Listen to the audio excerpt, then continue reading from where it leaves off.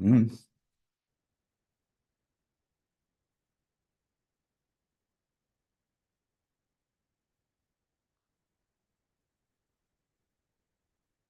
Okay, thank you. So we'll get started again. Sorry for the brief delay. And my good co-chair, I guess you give him a break and he disappears. I'll fill in. So who else is on back? Oh, we have a quorum anyway. So we'll start with the Public Service Commission and a brief presentation on kind of a overview of Senate File 159 from a few years ago and House Bill 200. I know we considered amendments 200 last interim, but I think it'd be good to go over that in light of a bunch of things that are going on recently. So,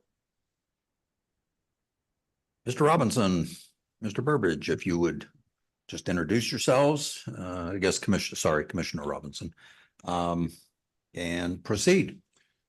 Thank you, Mr. Chairman. Good afternoon, members of the committee. I'm Mike Robinson, a commissioner with the PSC, and with me is John Burbidge, Chief Counsel. And as the chairman noted, I'm here to give a brief update on two pieces of legislation.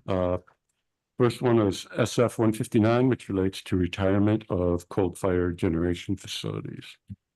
As you may recall, that law provides that the rates charged by an electric utility will not include the recovery of costs associated with any new electric generation facilities built to replace the electricity generated from a retired coal-fired facility, unless the PSC determines that the electricity made a good faith effort to sell the facility prior to retirement.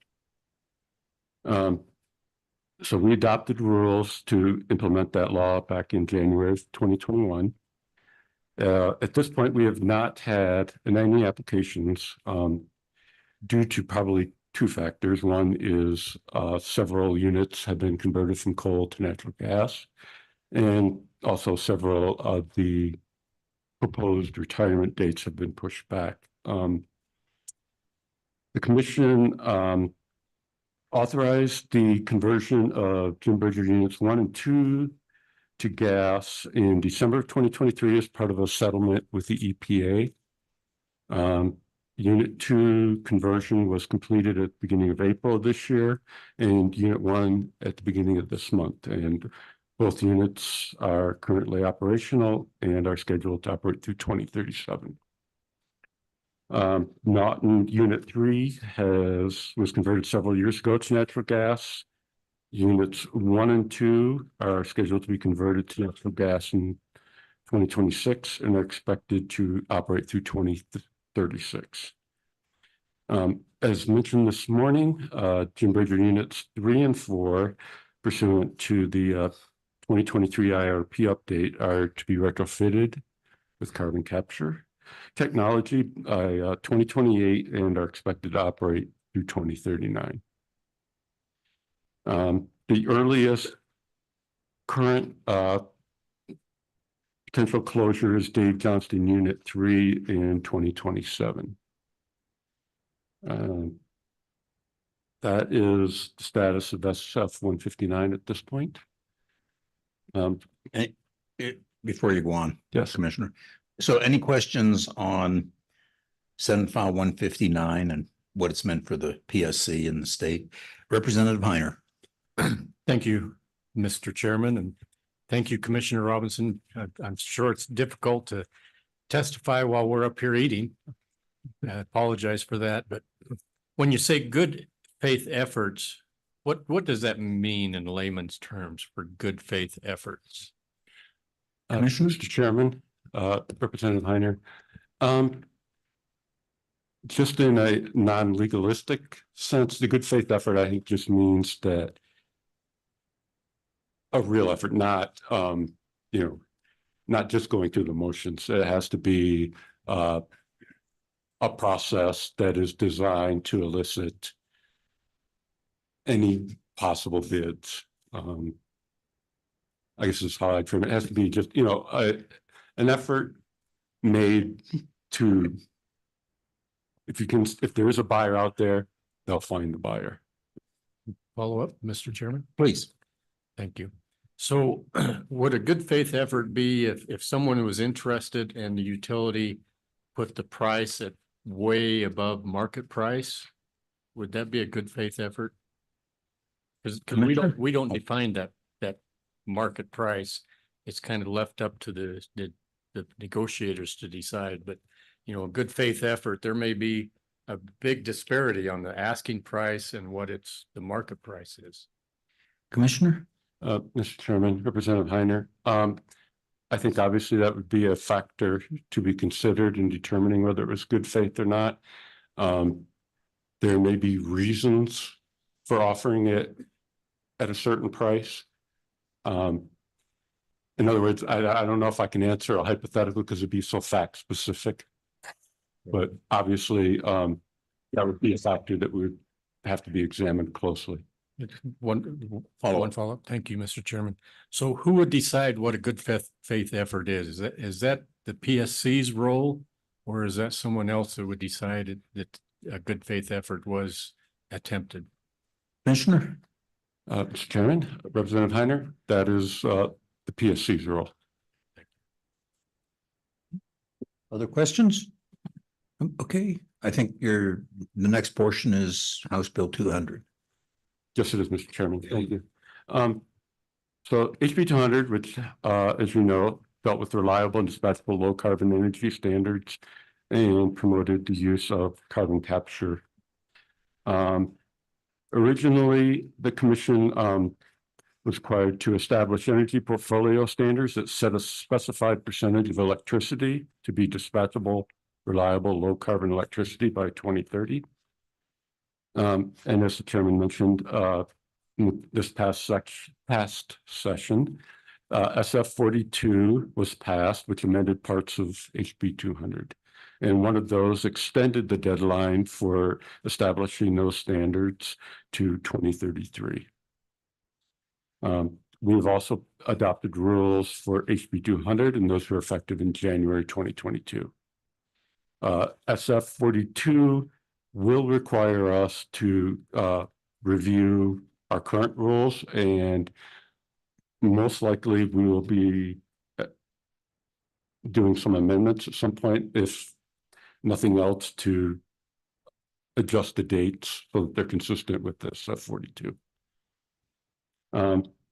So SF 42 also it requires the public utilities to file annual reports to determine the market for CO2 from electricity generation. It also exempted public utilities with less than 10,000 customers from the requirements of HB 200.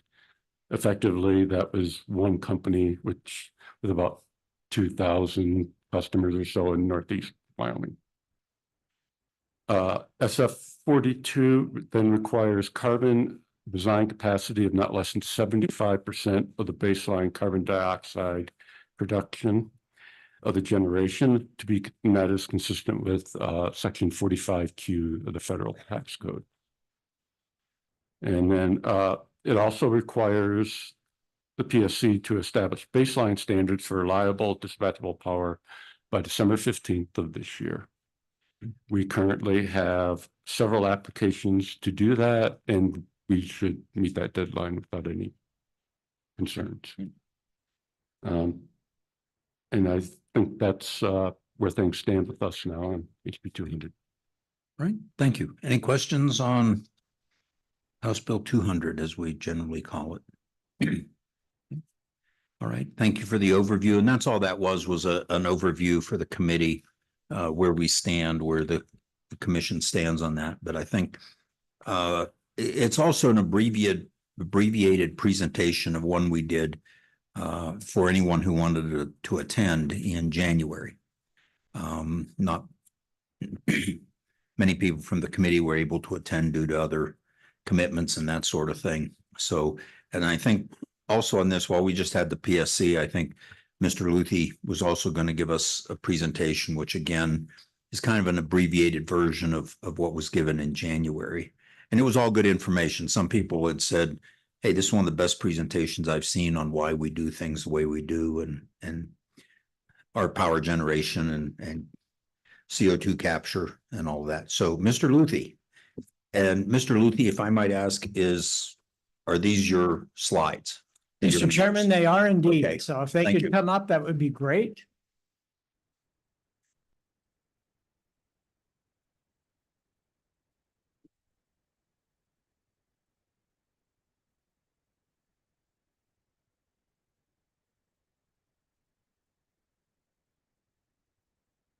I was going to say, Mr. Chairman, this is how they printed off for me, so I do hope they came up. Okay. Would you like my copy? I may, well, It has all the words yeah, on you've it. got everything, so thank you.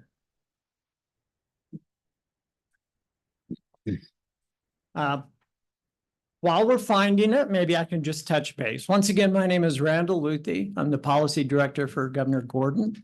I've always appreciated the ability and opportunity to work with this committee. Next slide. So let's go just a little bit of history, which I think all of you know. I mean, Wyoming is an energy producing state. We always have been. I really hope we always are, because that's such a key part of our economy. There have been times when 60% plus of our budget has been as a result of energy related industries. We're not at that point right now, mixed feelings there. You never want that much of your budget to be solely, tied to one overall industry, but it's still very key to Wyoming and still very important to its communities. But we are particularly invested in coal, and that's because we are abundantly blessed in coal. So you say we've got 8 of the top 10 mines in the state. Employment, again, 10,000. Average salary, if you work at a coal mine, is about $83,000.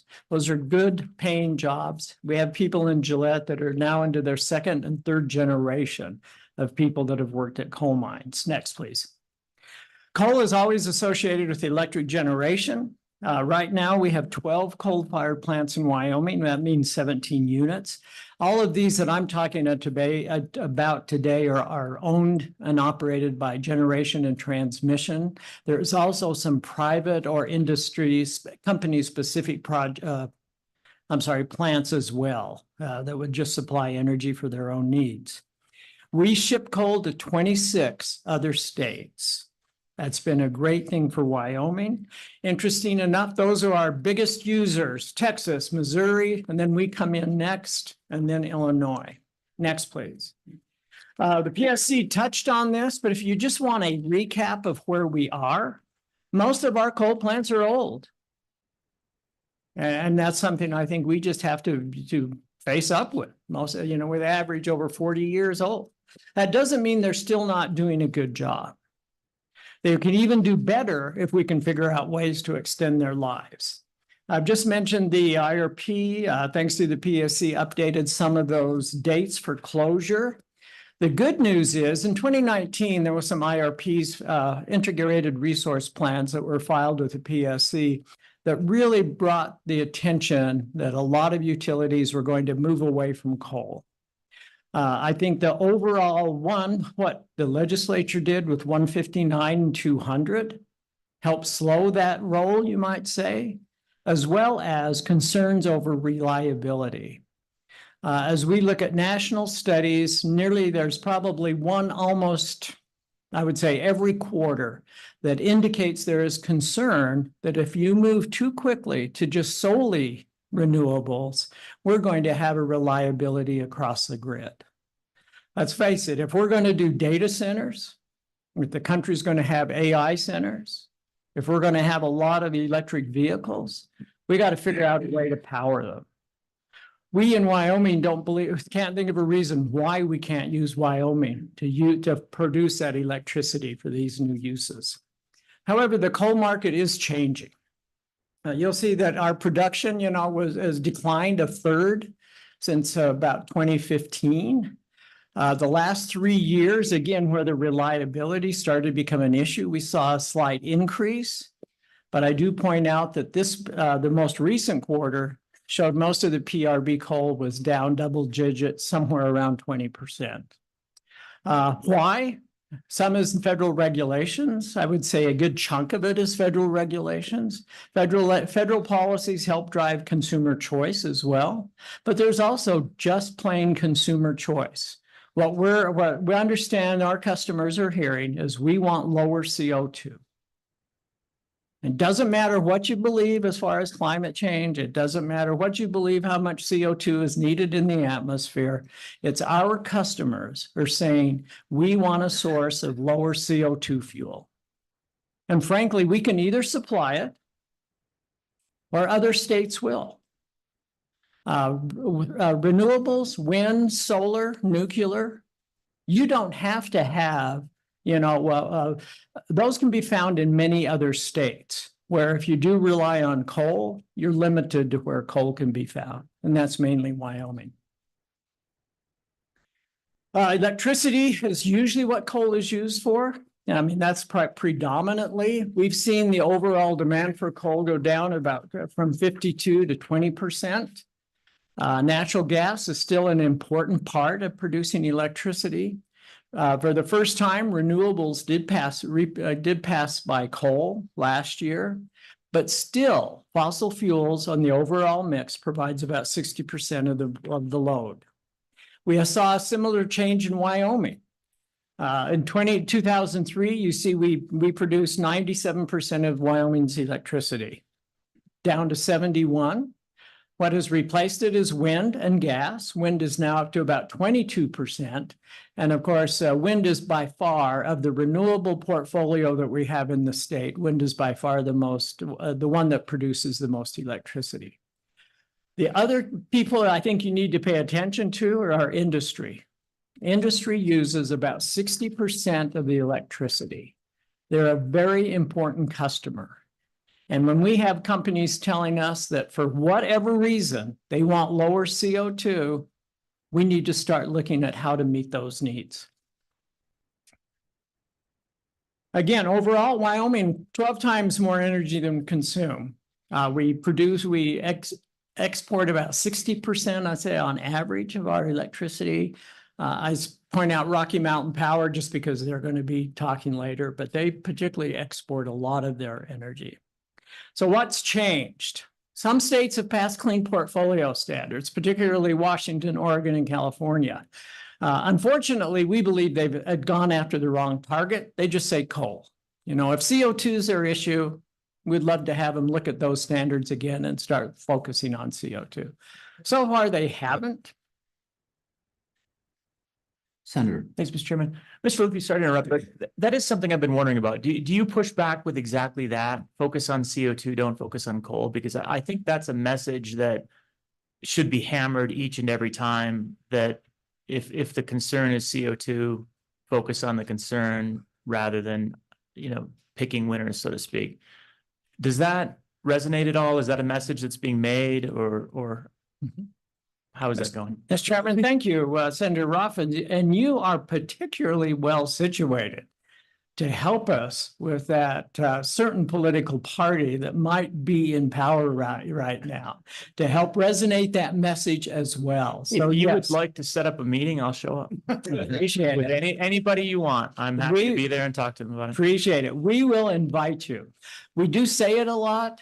Have we seen it happen? I don't know. But we're also starting to get close to that pinch point, at 2030 pinch point, where they say, well, we're really not going to use any electricity from coal. Yet they may not have it either in battery storage, renewables, wind, or solar. So we're approaching that. So what I'm hopeful, and I'm an optimistic guy, that those states will start seeing, well, okay, maybe we can get by with low CO2 electricity. So that's our hope. And Senator Rothfuss, you have just become our new cheerleader. So thank you. Actually, you're not a new cheerleader, but we will put you we'll put you on the 50-yard line. All right. Thank you. Again, as we talked a little bit about consumer choice, federal government, just an absolute blizzard of rules. Senator Ellis referred to them again this morning. The older IRPs started to reflect that pressure. All right, Wyoming, what have we done? We've covered a lot of this already. We started back in early 2000s. We recognized that there would be a push on coal, and we recognized there would be pressure to do something about CO2. That's why you currently have a fully organized statutory framework of how to handle CO2, whether it be used for enhanced oil recovery or sequestration. You saw the ITC become a part of that. You saw SCR and others as we begin to push that coal is more than just a fuel. It can be used for many other things. And above all, there were a couple of bills that have really made a difference. You heard of Senate File 159, which requires a good faith effort to actually sell those plants before you close them. And then HB 200, which still, I know people love to talk about HB 200, but let me tell you, it is still the only bill of its kind. I hope that's a good thing. And I'm going with that indeed that it is a good thing. It basically required the regulated utilities to start looking at carbon capture. Evaluate it, put it in your IRPs, do an honest calculation of what it's going to cost. Get those reports out there, give the consumers an opportunity to see whether or not it's worth it, see what we can do about it. So it really, and it is working. It truly is.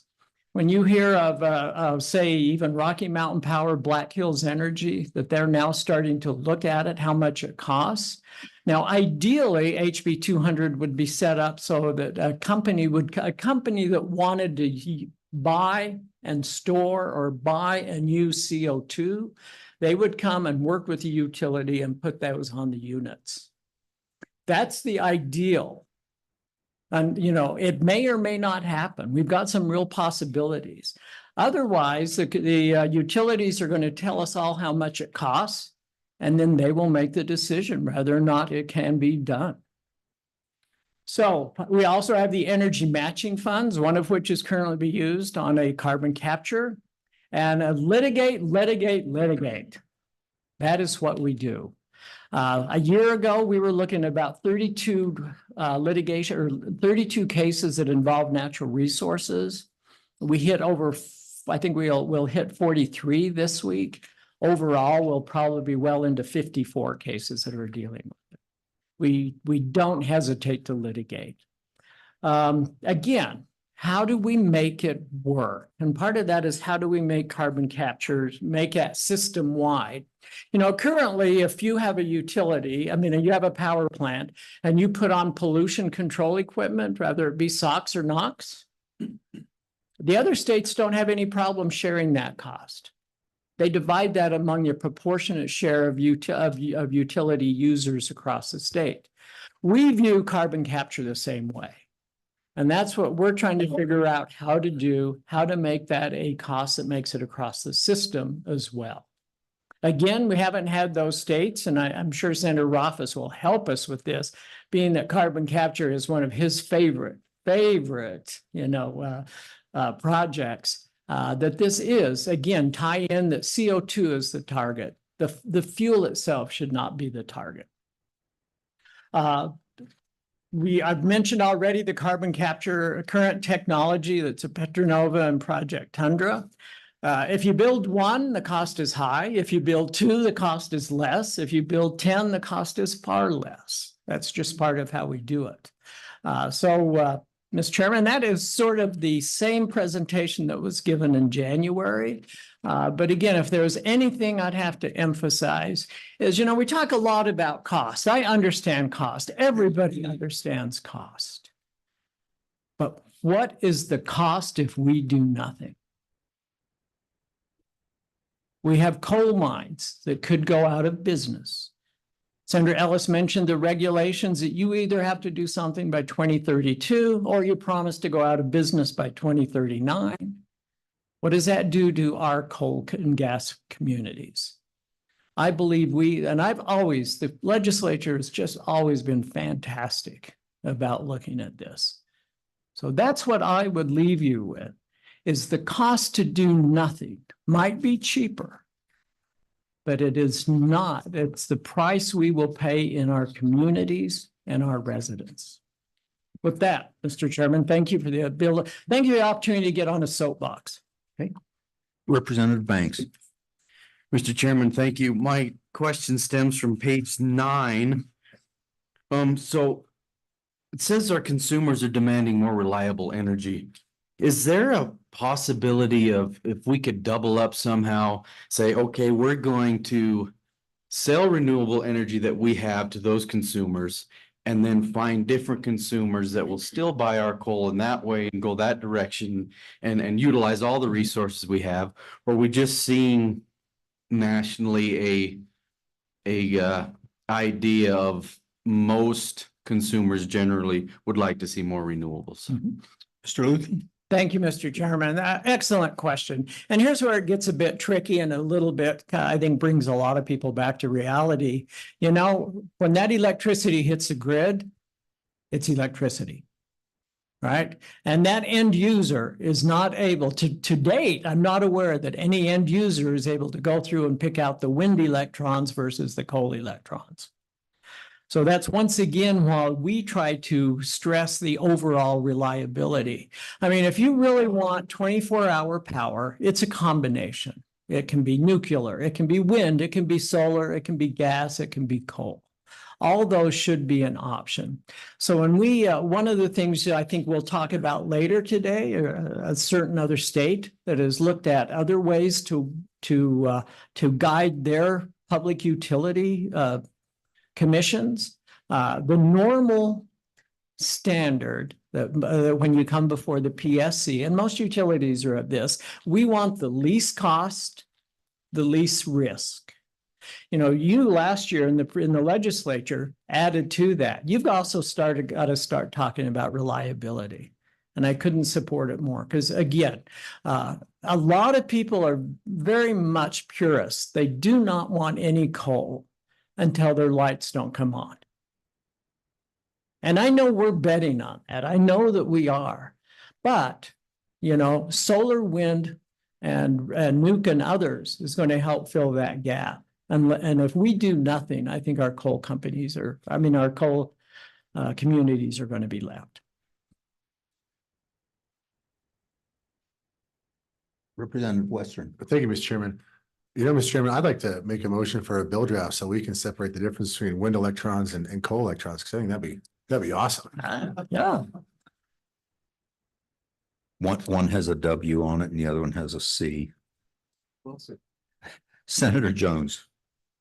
Mr. Chairman, I just had a comment. I do believe the oldest coal mine was in my area of the state in 1868. So we're pretty dedicated to try to find a way to keep the lights on with coal.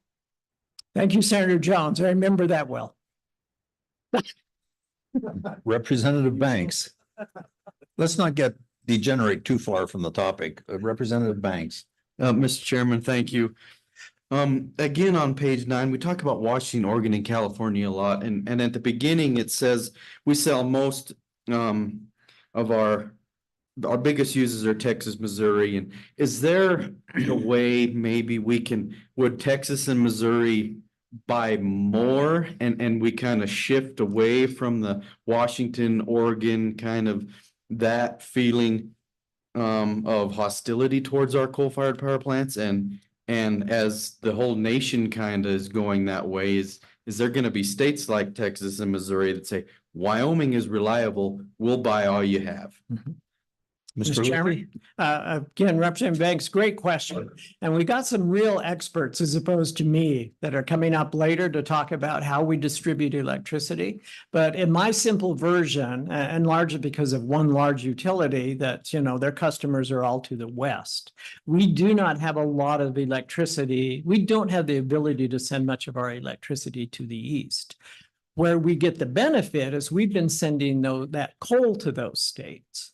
And frankly, you're not going to be surprised at this. If we figure out how to do carbon capture at a decent cost, that becomes available to those utility companies in Missouri, in Illinois, and Texas as well. So that's another way you can keep those markets open. Thank you. Just a clarification, the 4 states listed there, Texas, Missouri, Illinois, Wyoming, they use Wyoming coal. Oregon, Washington, California use Wyoming generated electricity. That's the difference there. Other questions? Comments? Okay. One thing Before we let him go. Mr. Co-Chair. Oh, I wasn't gonna let him go yet. Well, Anyway. good. I just being careful. Mr. Luthi, you work in an influential office in our state. Maybe you can help me with this. And I've somewhat approached the School of Energy Resources on this too. I don't think it needs to be legislated. But I would like to know what we lose if all this goes away. Your kind of closing statement was, if it goes away, what happens? Last week at a conference back over in Cheyenne, I went up to one of our major energy providers that's moving into carbon capture at a big rate. I said, did I understand you right? Was that $100 million to our regional economy if you go away in jobs, economy, everything? So I'm thinking Lincoln, Sweetwater, Uinta, $100 million. Who takes care of that if it goes away? How do we have a tax base? I've got the basic figures. I know what my county loses if our coal mine goes away in terms of tax base. I know what I lose in jobs. But do we know in this state, how much do we lose in not only jobs, but tax base and regional based economy? That one's bigger than I am. So I may need the help of your office or the School of Energy Resources. What goes away if we don't take care of this? It's one of those pivotal moments where everything changes if it goes away for this state. We don't have an economy like we know it now. So give us some thought. Mr. Luthi? Next staff meeting, maybe you can help me put some of that together. Thank you. Mr. Chairman, Mr. Co-Chairman, absolutely would be more than happy to maybe try and get a number on that. I mean, the easiest number was a slide that was up there earlier. 5,000 jobs that are directly involved, well over 10,000 that are indirectly involved. You lose 5,000 jobs, chances are your grocery stores not all of them Yeah, stay open. Mr. Chairman, that's what I'm talking about, the ripple effect too. It's everybody's problem. It's all these businesses around this state. This was everyone's problem. And Mr. Luthi? Thank you, Mr. Chairman. I appreciate that. And I don't mean to wander off a bit too much, but the governor often gets a question, and he got it again yesterday. Why should we put the cost of carbon capture on consumers? And it might only be Wyoming consumers. Fair question. But if you don't mind, I'm going to take a minute to wander off and ask some rhetorical questions. First of all, who paid for that original coal plant? It would be the consumers. You know, who pays for additions? Who pays for the new sources of power, whether they be renewable or wind? It normally comes back to the consumers. And again, it comes back to, is that $1.41 or that $3 as we currently look at carbon capture on your bill? Absolutely. Yeah, you see it. It's on there. It's open. But boy, once again, I mean, personally, I'd even pay $5 right on my bill if I thought we could save 1 or 2 coal-fired plants. So, thank you. Other questions?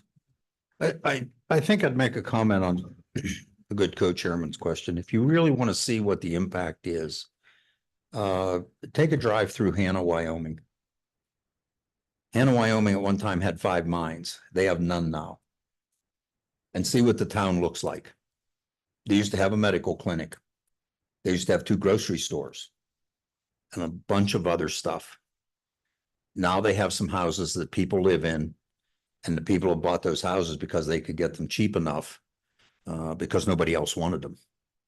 There were houses bought in Hannah and then moved other places because they could be bought so cheaply.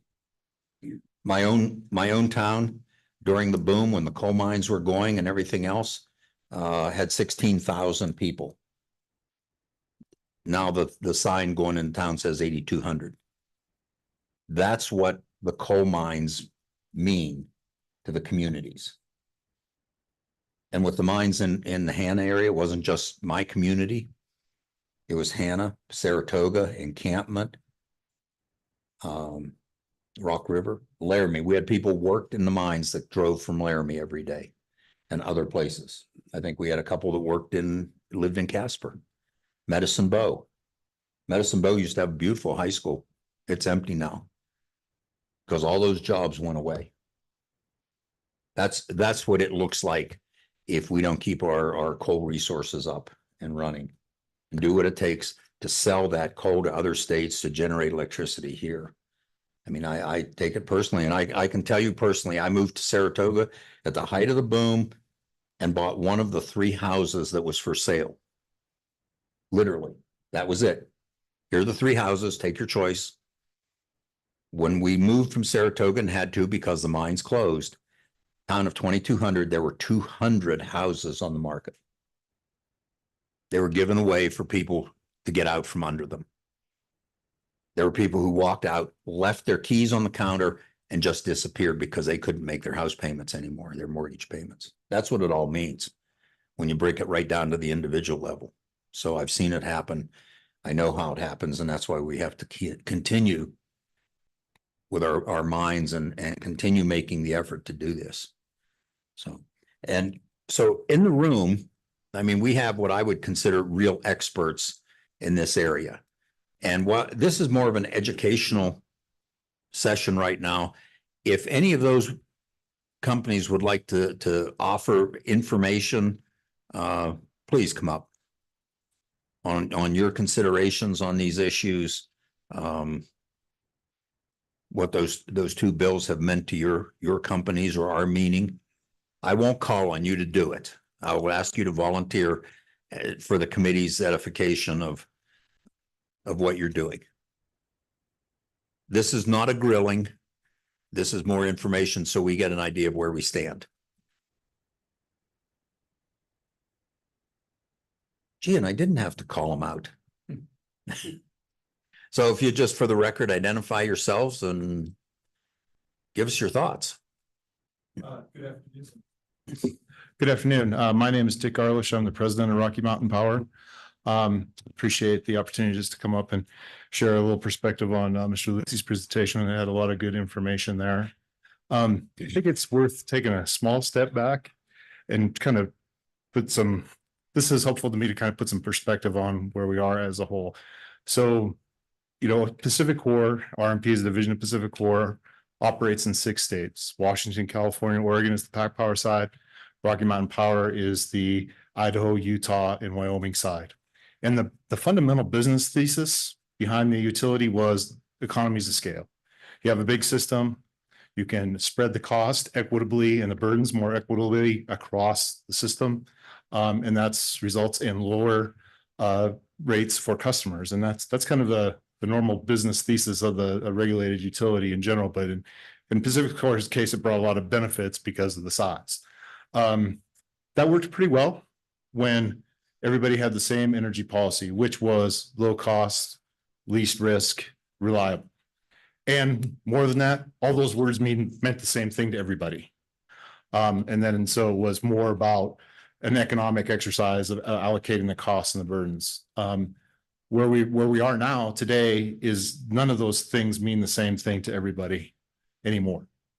There are some states that see a transition going on and that they can realize the same level of reliability and quality of service with technologies that are not traditional technologies, and some that are at this point aspirational in terms of their ability to be commercially and economically viable and reliable, whether that's advanced nuclear or batteries or anything else. And they've passed laws to advance that policy and align their recovery mechanisms to that.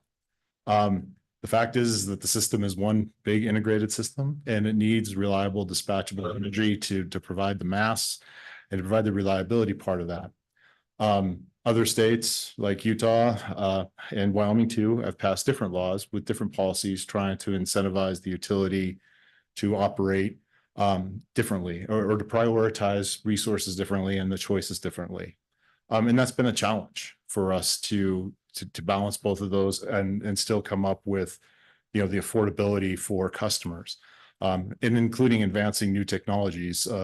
CCUS is very promising. It's in our current IRP with some assumed costs, but we need to do some more detailed engineering costs to see if that plus the federal tax credits make it affordable for customers, because as Mr. Luthi pointed out, it's customers that pay the costs of these resources and what their tolerances are. We're not incentivized as a utility in any way to do R&D and development into immature technologies. So that's an extra challenge we have. And then on top of all that now, we're facing as an industry and as a region the existential threat of fire. There are two kinds of states right now: the states that have had their fire and are dealing with it in a crisis mode, and then the states that are being proactive and trying to think ahead and what makes sense for their state on fire. And the nexus between utility and fire is financial stability. In order for a utility to provide low cost, affordable, reliable energy, we have to be able to access capital, because we borrow capital, fund our business, we go out and make the investments to provide the service, and then we produce our receipts to the commission and show that we were prudent in that to get our costs back.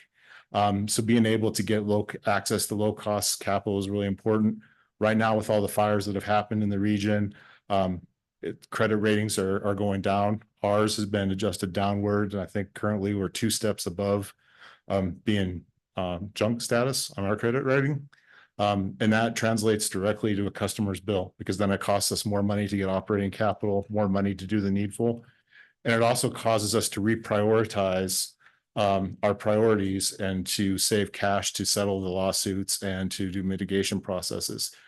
And then the last piece is the federal government. Every day, like Earth Day was a good example, we get a whole new raft of litigation that comes out of rules that end up in forcing us in a position of what I call litigate, and comply, and trying to battle that and keep the reliable dispatchable resources up and running. In some cases, we've been able to keep the plants open, but we've had to make compromises. We've had to close one unit to keep others open. We've had to do conversions to keep others open. So we're facing a lot of challenges, and I think it's up to the states to make the energy policy here and align the incentives for the utility on the energy policy of the state. And there's a division. I mean, just to be candid about it, I think that Utah and Idaho, Wyoming share some of the same values in the Intermountain West, and the value reliability means a lot of the same things to those folks in those regions than it does in on the other side. And so I think there might be opportunities to work together with folks that are aligned on policy. But that's where we are now, and finding those challenges to, at the end of the day, meet the mission, which is to provide a safe and reliable service at an affordable rate. So that's kind of an overview. I think is helpful though to understand some of these specific things in a larger context, at least in what we're facing. Happy to answer any questions. Any questions for Mr. Gardich? Okay, Representative Heiner. Thank you, And then Mr. Senator Ellis. Oh, I thought you raised your hand. Okay. Thank you, Mr. Chairman. Mr. Garish, thank you for being here, and congratulations on your new role. We're looking forward to working with you in this new role. I think it's going to be very positive for the state of Wyoming and what we want to do together in the future. Recognizing that the fire situation, the wildfires that you experienced on other areas is a big burden and overhang on your company right now in the lawsuits. Is the federal government involved in some of those lawsuits because of the mismanagement of the forest or the public lands that perpetuated this wildfire that became almost uncontrollable? Not recognizing, it started somewhere, but it was exacerbated by the mismanagement of our resources by the federal government. Are they involved in this lawsuit to that extent? Mr. Garlish? Mr. Chairman, Representative Hunter, they are involved in litigation, but maybe not in the way that you would expect or hope. What we face a lot is actually the federal government suing us for the cost of suppression, the cost of the management, the cost of the veg management, and challenging us. And in some cases, we have looked at the, countering the federal government on there, but they enjoy immunity and it's not as always as easy to sue them as it is for them to sue us. But it's frustrating because we have, in terms of the litigation, we have, folks that suffered a physical loss, home. And these are very tragic. These are the buckets. Folks that also had a physical or non-economic loss as well. And then the government suppression cost, fighting the fire thing. So the short answer is currently they're involved, but mostly suing us or making claims against us. Representative Western. Thank you, Mr. Chairman. Mr. Garlish, and I apologize for not digging through all, your voluminous PSC filings for the answer for this. I was wondering if you could, but in the multi-state protocol that you're a member of, I know in terms of your certificated area, you do the three states, but for the multi-state protocol, which if I understand correctly is about cost sharing, that extends all the way to the Pacific Northwest. Does that, or am I mistaken? Mr. Garlish? Mr. Chairman, Representative Western, no, that's a good question. So the multi-state protocol has been the contract, if you will, it's sort of compact where its intended purpose is to allocate the benefits of the burdens of that 6-state system I was talking about. So all the states participate in it. But it's another example of, because of the differences in policies and priorities and desires, it's not functioning very well for us, and it's creating gaps in our recovery that is very difficult in our current situation dealing with the fire. So it exists. It's supposed to be the states. Ideally it was conceived of, we have the big system, everybody gets benefits and burdens. We'll get together, we'll negotiate it, and like you're using more of A, so you pay for more of A, you're using more of B, I'll pay for more of B, and then we'll split some costs. But because states are diverging in what they want to report, it's become more and more difficult to find the common ground of what people are willing to pay for and put us in the position to get our recovery that we need. Because of the way how our business works is, we're supposed to be able to front the money to provide the service, make the investments to provide the service, recover those costs of what we spent. So we spend money on behalf of customers first. The control and check on that is the PSC coming back and say, you spent the money in a prudent way, did the right thing. I call it like I produced my receipts, I'm supposed to get my reimbursement back, right? And then have an opportunity to earn a rate of return on, big things like transmission lines and generation that gets built. But that process is under a lot of stress and is really not working very well. Does that answer your question? I kind of was trying to add a little to it. Follow up? Thank you, Mr. Chairman. Mr. Garlish, broadly, yes, it does. My follow-up would be the Pacific Northwest states have passed some, I believe, some extremely burdensome, excessively onerous renewable energy standards that you have to meet. And I understand that, the law is the law in those states and that you have to comply with them. Compliance obviously can be extremely expensive.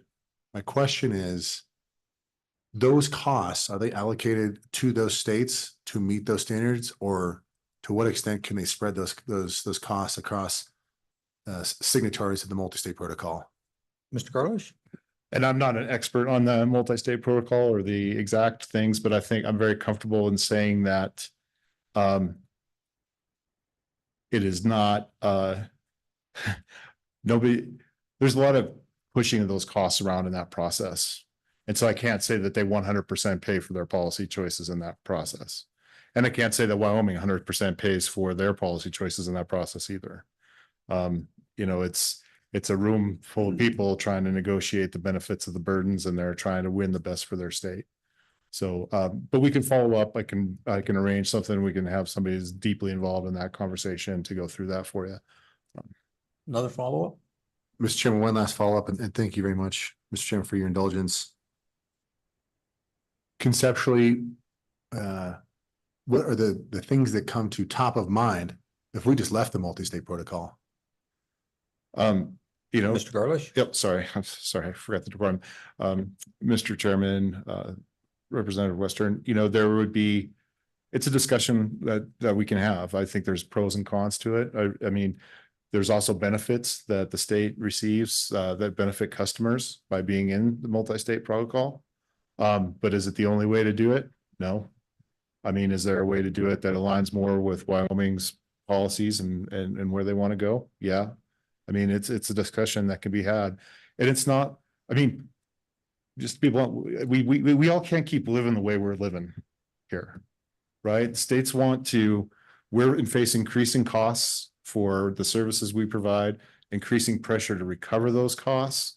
States have asserted themselves appropriately in what they want their energy policy to be. And we need to have discussions about where we have the common ground and realign in ways that make sense to do that. So I think it's a conversation we should have, but it's at the same time, I mean, I don't think we want to be hasty because I just want to be clear, there are benefits to the MSP that Wyoming customers get out of participating.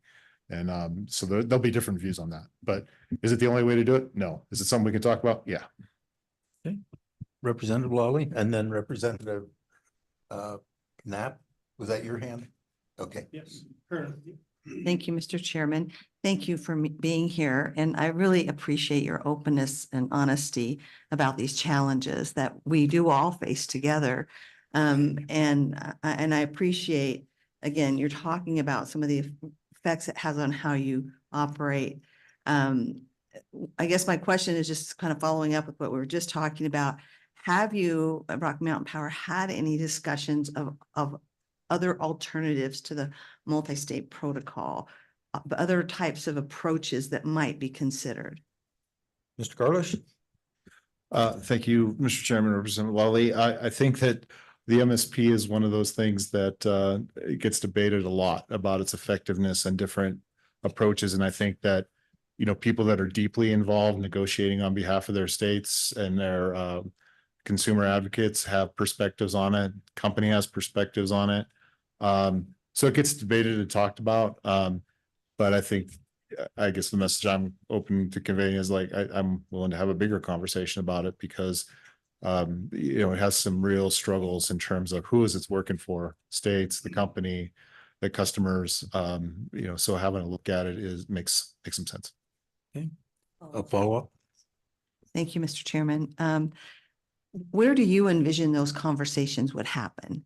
With the Public Service Commission? Do you view it as a wider conversation with the state legislature? What is your view on that? Mr. Carlish? Thank you, Chairman, Representative Lawley. I think it's more than one conversation in more than one place. You know, and remembering the MSP is not the be all and end all. It's something that serves in the regulatory scheme, just like the statutes that the commission does a good job of managing and enforcing in the policy that the legislature makes. So I think it's probably a discussion that happens in a few places. Okay. Representative Knapp, and then we'll go to Representative Conrad. Thank you, Mr. Chairman. Thank you for being here. And I do appreciate and respect the candor that we've had in a lot of our conversations concerning energy. I'm not sure that energy is no longer a free market. We're led by federal governments, we're led by state governments. And do you see the consumer being served at all in this? There's a 30% increase in energy prices now. We're heading down a cliff where if we continue to be led by national policy or some states' policies, where the consumer will suffer greatly, as California consumers have suffered greatly. That's what the rest of the West will begin to look like.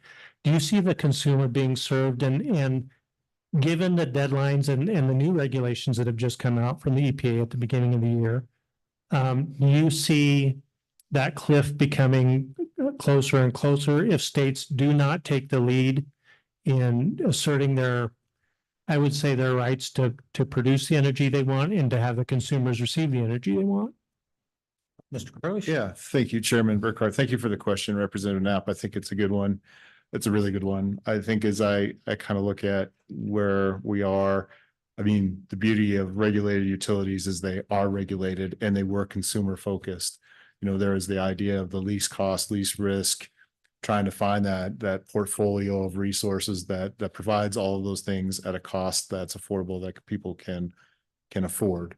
I think just as a practical matter, we're seeing a lot of inflation in rates now, like what it costs us to run the business. I'm sure that this is something that's experienced by lots of folks that have businesses or just in their, you know, trip to the grocery store or the gas pump. Like it's just costing more for us to run the business. So, you know, that is one issue. But aside from that, when the energy policy of the state isn't aligned with what the consumers in that state want and what's best for them, you know, it's disruptive and problematic. And it's a little bit unequitable for, you know, decisions that are made in Wyoming. I guess let me say it this way. If the, you know, a citizen in state X wants renewable power and they're willing to pay the cost for that and their government supports paying the cost for that and they want to bear it, then that's a decision that they can make and that's theirs. But if state Y wants to go a different way with a different policy, with the different resources, and they want to pay for that, then they should do that as well. What's in the best interest of the customers. But I appreciate you bringing up the customers because all of these, I don't know if we always talk about enough that all of these different policies do have a direct effect on the cost of producing and delivering energy, which I think electricity has always been the backbone of economic development and the backbone of the resource, and having, you know, a stable utility with affordable rates and reliable service is how you realize things like data center growth and new business. A financially unstable utility that's holding on and doesn't have clarity on how it recovers its costs or how it deals with liabilities has a harder time being that engine and that backbone for growth and for customer benefit. Okay, Representative Conrad. Yes, thank you, Chairman Burkhart. And then I'm Go ahead. No, I was going to say, when you are done, I'm going to move to Black Hills.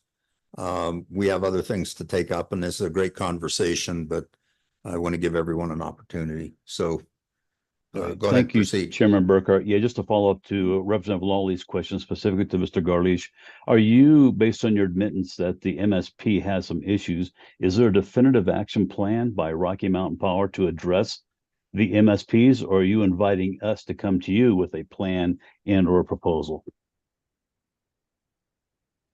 Mr. Garlish? Thank you, Chairman Burkhart, Representative Conrad. I'm inviting everybody to have a discussion about it. We have our ideas and we think how it could align. But we have to start having conversations. And it's part of why I'm trying to be as candid as I can be and as forthright as I can be, so we can find some common ground and find things that are working better for, you know, customers, for the legislature, for the state, and for the company. We have to get to a better spot. Thank you. Okay, Mr. Garlish, I want to thank you.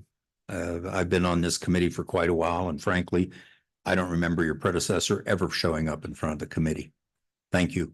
The openness is much appreciated. Your presence here is much appreciated. Thank you. And I know this is a tough time for you, a new job. I know you have internal problems, you have external problems.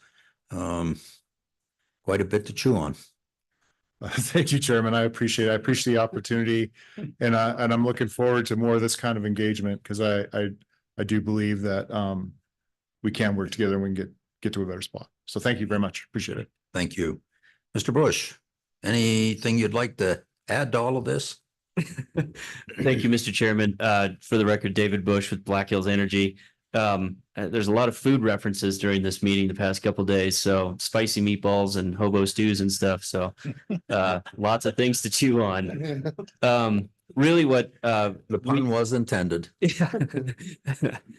Really what we thought would be good is just to update the committee based on our work last year on Senate File 42, some of the House Bill 200 changes, sort of where things stand for us as a company. And so with me today is my wingman from Rapid City, Derek Silbaugh, who testified in front of the committee last year as well, and shared a lot of our plans and things like that. So I'll turn it over to him and let him sort of lead the way on where we are with some of our projects and what we're looking at doing. Okay, Mr. Silbaugh? Chairman, Representative Senators, Derek Silbaugh, I'm the Director of Generation Engineering.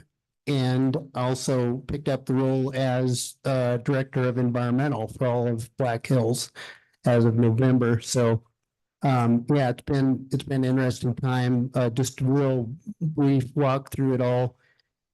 We appreciate the House Bill 200 because it got our attention early. It would have been unfortunate to wake up to the EPA greenhouse gas rules and all the rest that have rolled out over the last year and a half.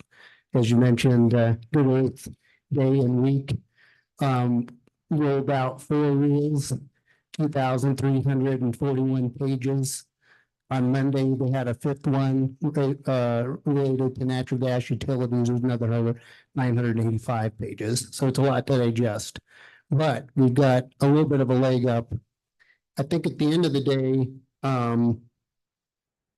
we need more time, and that's really the thing, but we have been studying it hard. You know, we've looked at the new technologies. We've now done pre-feed studies and looked at really kind of 4 technologies. Those will run through our integrated resource plan that we currently have, but we know that they're hugely expensive, and we're keeping our eye out for the next thing. You know, what is it going to be? The membrane technologies? We're very interested in you know, the work that School of Energy Resources is doing, the Integrated Test Center.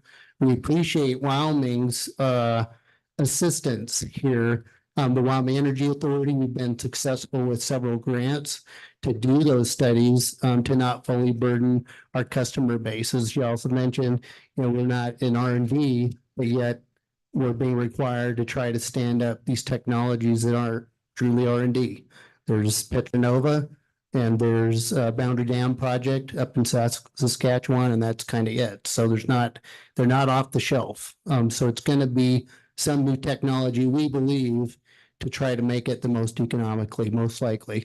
So we're studying all that. I'm going to National Carbon Capture Center. That's the other one that's in Williamsburg, Alabama, 2 weeks from now. And then appreciate Holly's invited a bunch of us to the Integrated Test Center. So we'll research it all, but I think it's a collaborative effort.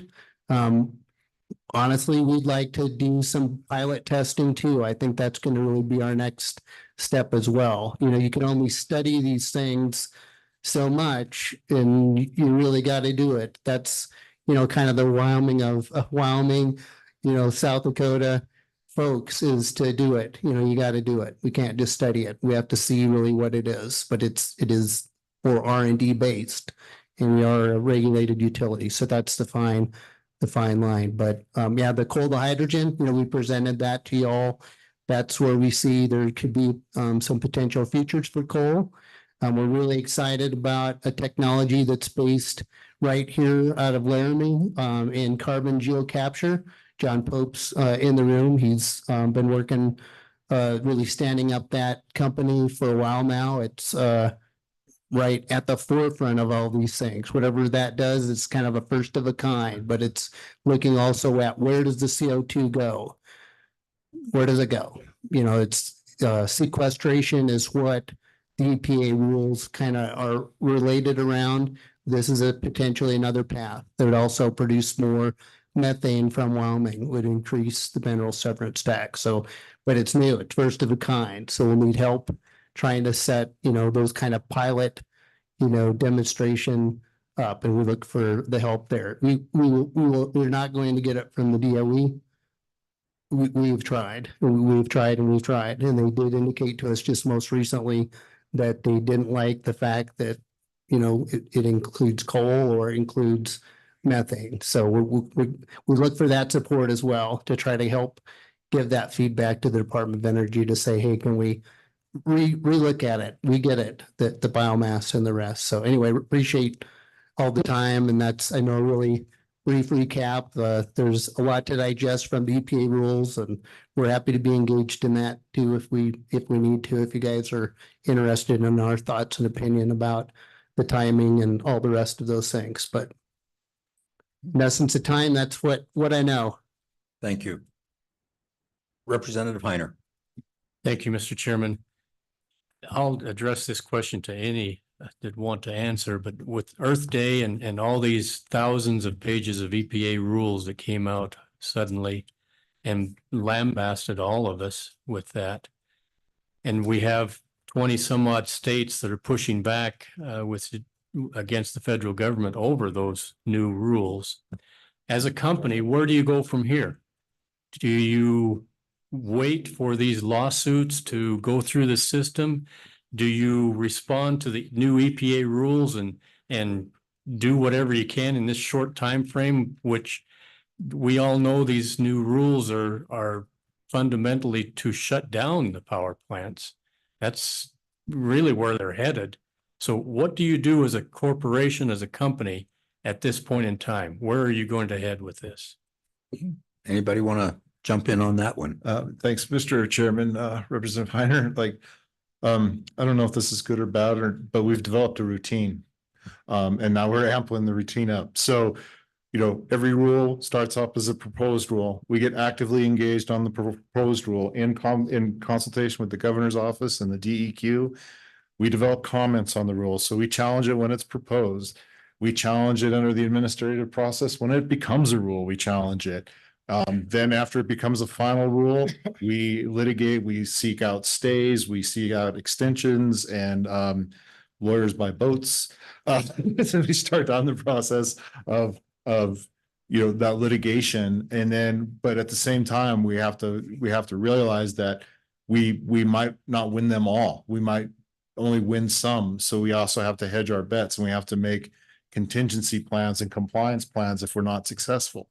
And that's the challenge. So it sometimes feels like, fight, fight, fight. I call it fight, comply, comply, comply, and have a plan. It's to use a sports analogy, I try to skip out the first 12 plays, but at the fourth play, we're into audibles, depending on how the courts react and how the agencies react. But that's our approach. And we're doing that on multiple fronts, MATS, CCR, OTR, regional haze, all the way down the line. Mr. Chairman, Representative Heiner, just a quick add to that. Yeah, the timing is really difficult as well because it's all the above you said, but it's also just like the integrated test center. It was started in 2014 and it took about a decade to get things really kind of built. So it all takes time. So in the background, in order to comply with the rule, you have to treat it like it is the rule because supply chain is what it is. It takes 54 months from our pre-feed study to basically set up an amine process, which is the most commercially available technology today. So if you look at 54 months and we've got to comply by 2032, you can see where that puts you. So it's really hard to just count on the fact that it's going to get stayed or extended. So it's tough because you gotta do both, but I don't know that we have all the right answers today. Again, it's technology dependent and in the least cost dependent, and I don't think we found the least cost. Thank you. So with that, I'm going to wrap this up, but we are going somewhere. There's a reason to this madness. What's that? One final request. Yes. Mr. Garley said something. We want to work together on this, and that's what I kind of heard you conclude. I hope we will. I saddled up, bought several tanks of fossil fuel, and headed up to your headquarters in Portland because I said, we want to work together. There was no state jet. There was no corporate jet to take me there. I just rolled in with a county commissioner and said, can we please work together? Too many jobs involved, too much economy. It comes back to my earlier comments, and this affects you folks too. Let's find a solution here because there are too many Wyoming jobs at stake, too many Wyoming families that are affected. Let's find a solution here. We're all at the table. Did you notice the atmosphere in this room change when all of you lined up at the table here? Got real quiet and hushed because we got the big guns here. Let's talk. So I'm asking, let's talk. Okay. Thank you. Okay. So some of the things that especially Mr. Garlish referred to, and I've had a number of questions from people about Utah legislation dealing with some of the very same issues, what that looks like and that. So a number of Utah legislators offered to take their time and address the committee, tell us about the Senate Bill 224, which you've probably seen in the papers. explain that bill, the logic to it. And they asked if they could speak at 1:30, so we're right on time. And that's, so I think at this point, thank you. And we'll hear what they have to say. I'm not ignoring public comment. And we will take care of that here after we hear from the Utah legislators. Yes, Brian. Yeah, Mr. Chairman, they're all online, ready to go. Okay, go ahead and bring them in.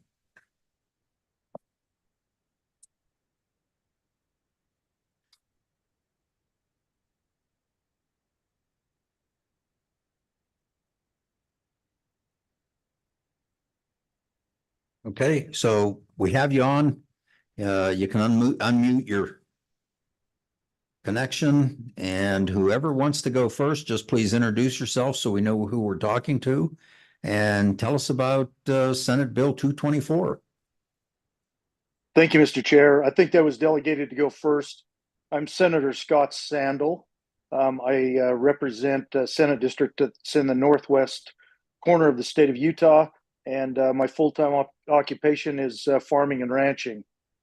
I was kind of tasked last session, after we originally saw the resource management plan that came out a year ago this month, to sit down with Rocky Mountain Power and say, we believe that at least in the state of Utah, we can't succumb to what the federal government's wanting to do or what some neighboring states in the Rocky Mountain Power region have tended to do. And we need to take a different direction to assure that we have sustainable, dispatchable power. We worked with Rocky Mountain Power to determine that, quite honestly, there is no good bridge right now to any other dispatchable power other than coal. And that led us to believe that we needed to direct our Public Service Commission to allow Rocky Mountain Power to continue to operate the coal units in Hunter and Huntington part of the system, and do it with coal, and for the foreseeable future, that the costs that they may have to put into those units to continue to make them compliant would be reasonable. But quite honestly, until the federal government allows better permitting process for nuclear, I personally don't see that we have any other option to provide power to our citizens. And so we took that stance.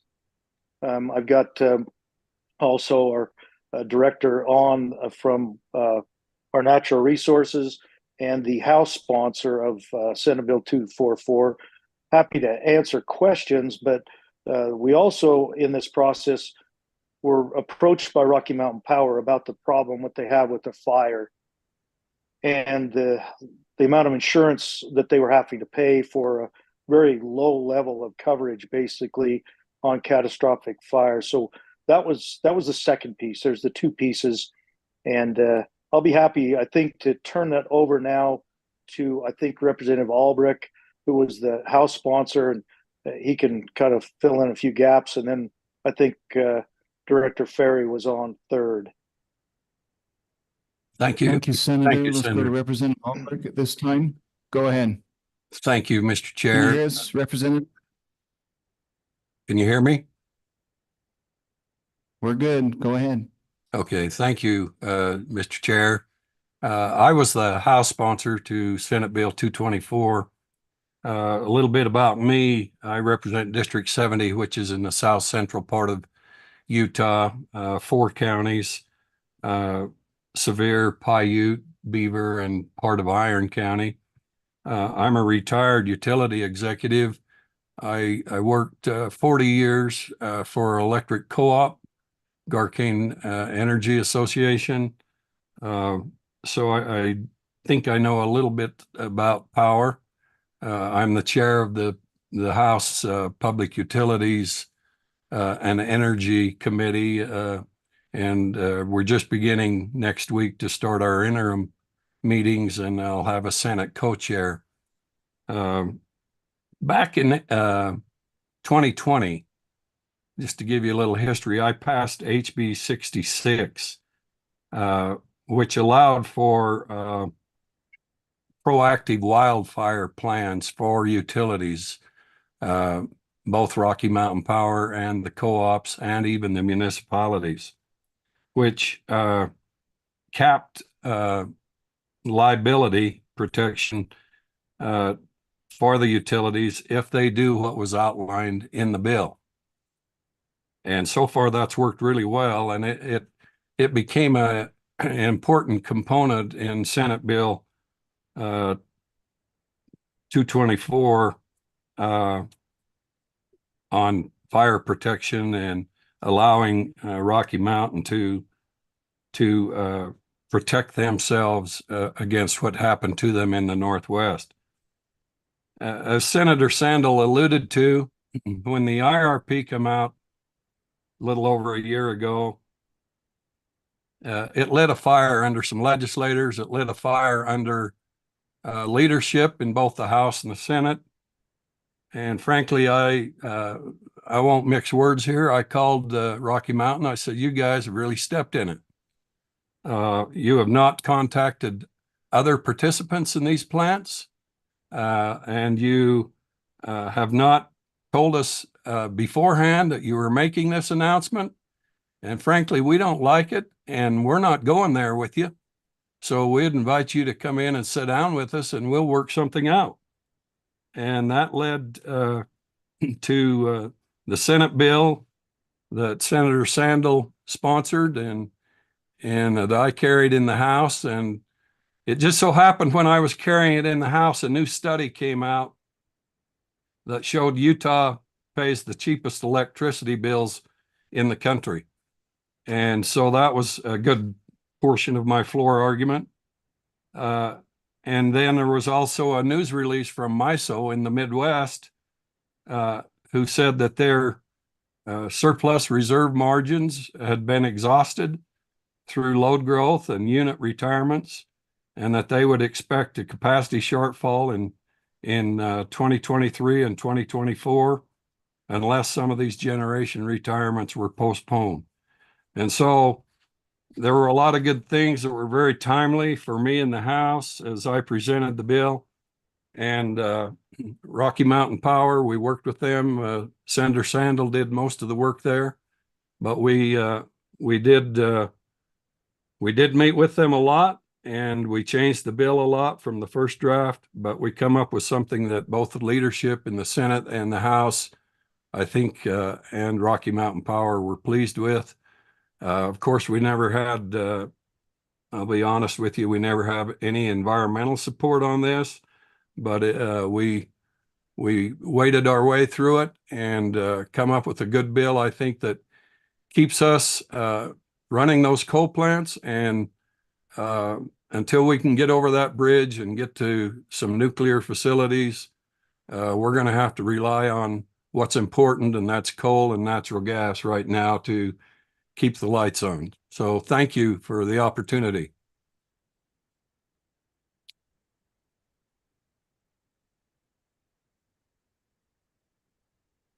I'd turn it over to our DNR director, Joel Ferry, Mr. Chair. Joe, you're next. Great. And thank you, Mr. Chairman and committee members. I'm Joel Ferry. I am the Executive Director of the Department of Natural Resources for the state of Utah, and it's a privilege to be here with you today. I first want to commend you for your timeliness. Thank you for being on the money. So that's a hard feat in the legislature, and I appreciate that. And it shows good management, so good job. But I wanted to really touch today on the aspects of fire and the risk of wildfires that they have on our electrical grids, and ultimately the liability that it creates for not just the utilities, but for everybody.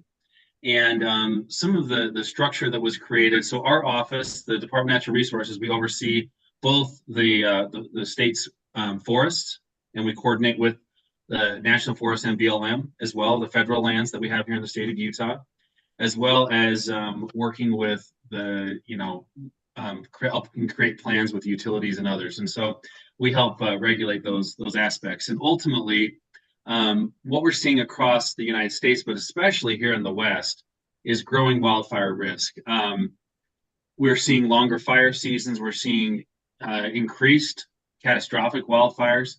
And ultimately, we even coming from, we've seen most recently in some of the West Coast states is these catastrophic wildfires that have been to the point of we're now seeing preemptive measures of rolling blackouts as winds pick up and as these fire dangers increase. And it's a culmination of numerous things. I mean, it's decades, if not over a century of nothing but a policy of suppression on fires and not letting things burn in a more natural way, and also just overgrowth. We have increased fires throughout our mountain ranges, and I don't think Wyoming's any different than Utah in having to try to deal with these really difficult issues.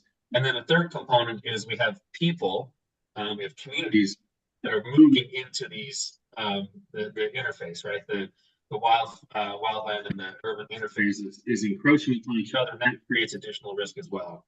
And so this is a risk that's not just unique to our electrical utilities, but across the board. It's a societal concern, and something that I think we need to be very mindful of. And so what we did in SB 224, we really looked at this and said, okay, what are we doing and how can we help mitigate the impact of these catastrophic fires? And how can we create something I think that's very reasonable, but also appropriate for the situation that we're dealing with? And ultimately, the way that Senator Sandel, Representative Albrecht, and others worked on this bill, there's two components to the bill. The first one is through a very extensive regulatory process and through our Public Service Commission, we created a catastrophic wildfire fund. So it's the fire fund.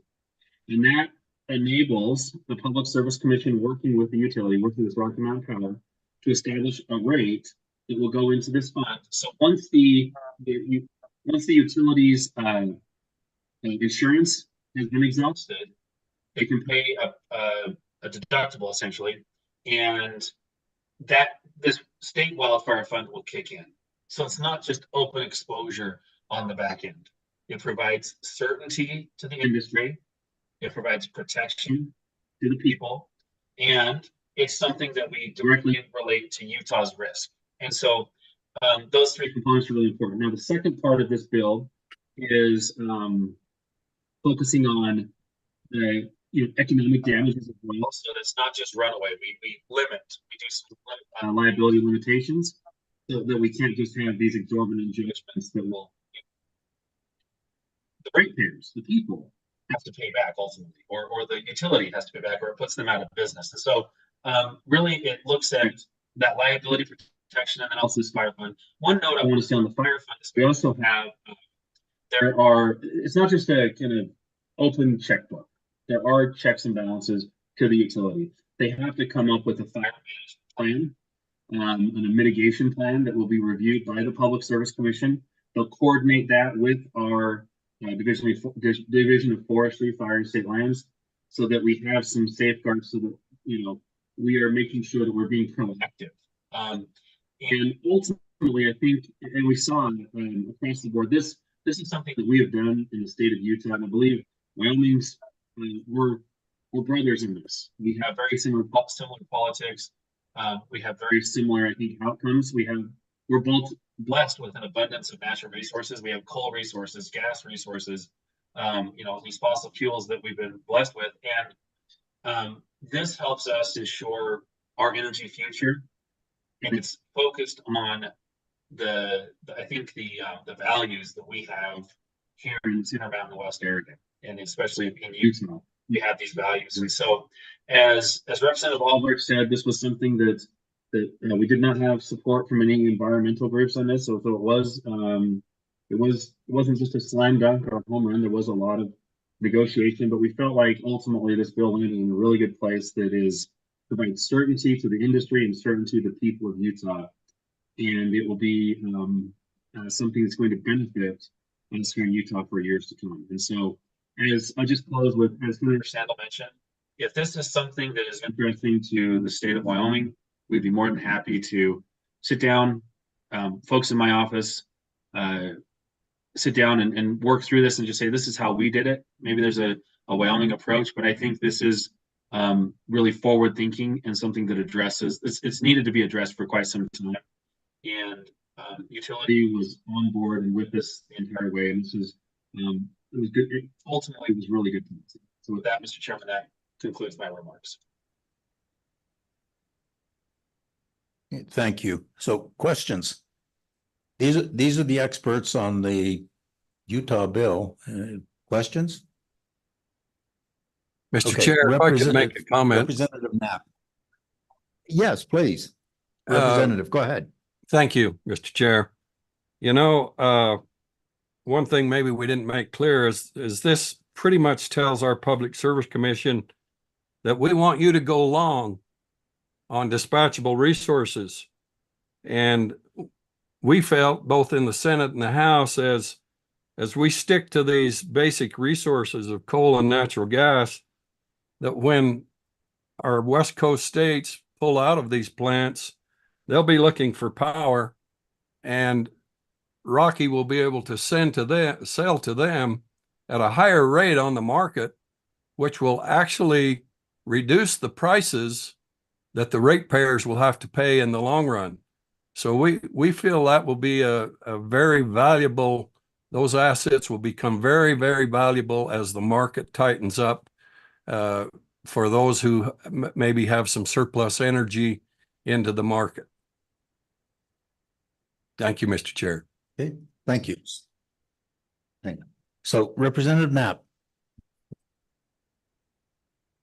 Mr. Chairman, thank you. Thank you for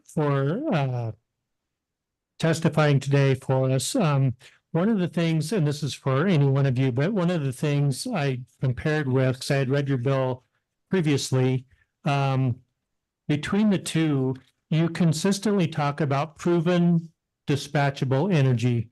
And in I compared to our House Bill 200 and its amendments, we include mandates basically for low carbon dispatchable energy. And I wondered if you would speak to that, why you felt the need to keep that out of your bill. Okay. Yeah, take that guess, one on? I guess Senator, I'll take that. I'll take that shot. Probably because we were dealing with power plants in the central part of the state that are coal-fired power plants. And we wanted to make it really specific to our Public Service Commission that we're going long on coal. And if you try to marry the definition that you've just alluded to with including it in this bill file, that would have sent mixed messages to our Public Service Commission. And we chose not to do that.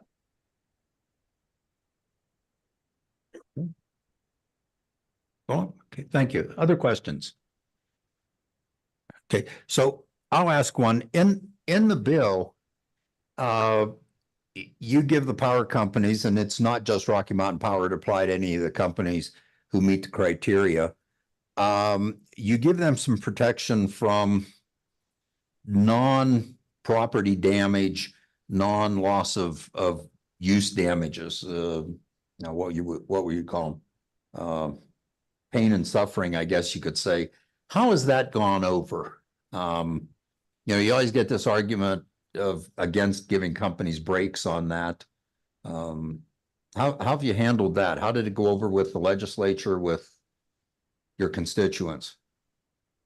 Again, I'll answer that question Senator, by saying that part of the bill file, the fire part of the bill file, had much greater and broader support. Maybe it was a little surprising to me personally, but that's the part of the bill file that most community understood, that in Utah, Rocky Mountain Power was paying $100 million a year for $300 million of coverage. And it became pretty much apparent to us that we had to do something with limiting the liability. And in doing so, we knew that we were going to have to build a fire fund, and that was going to cause some taxpayer or some Rocky Mountain Power increases to build that fire fund.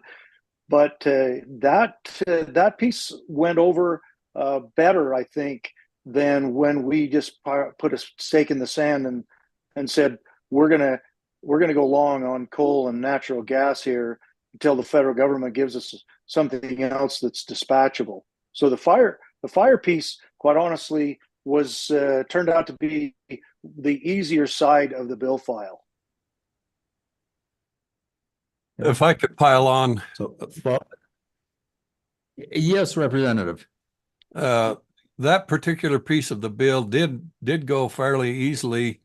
We're fortunate in the House that we have a fire expert, if you will, and we also have utility experts besides myself. And so it was just a matter of educating the rest of the body. As been said, we were lobbied heavily against this bill from other groups that did not want to see us go long on coal and gas.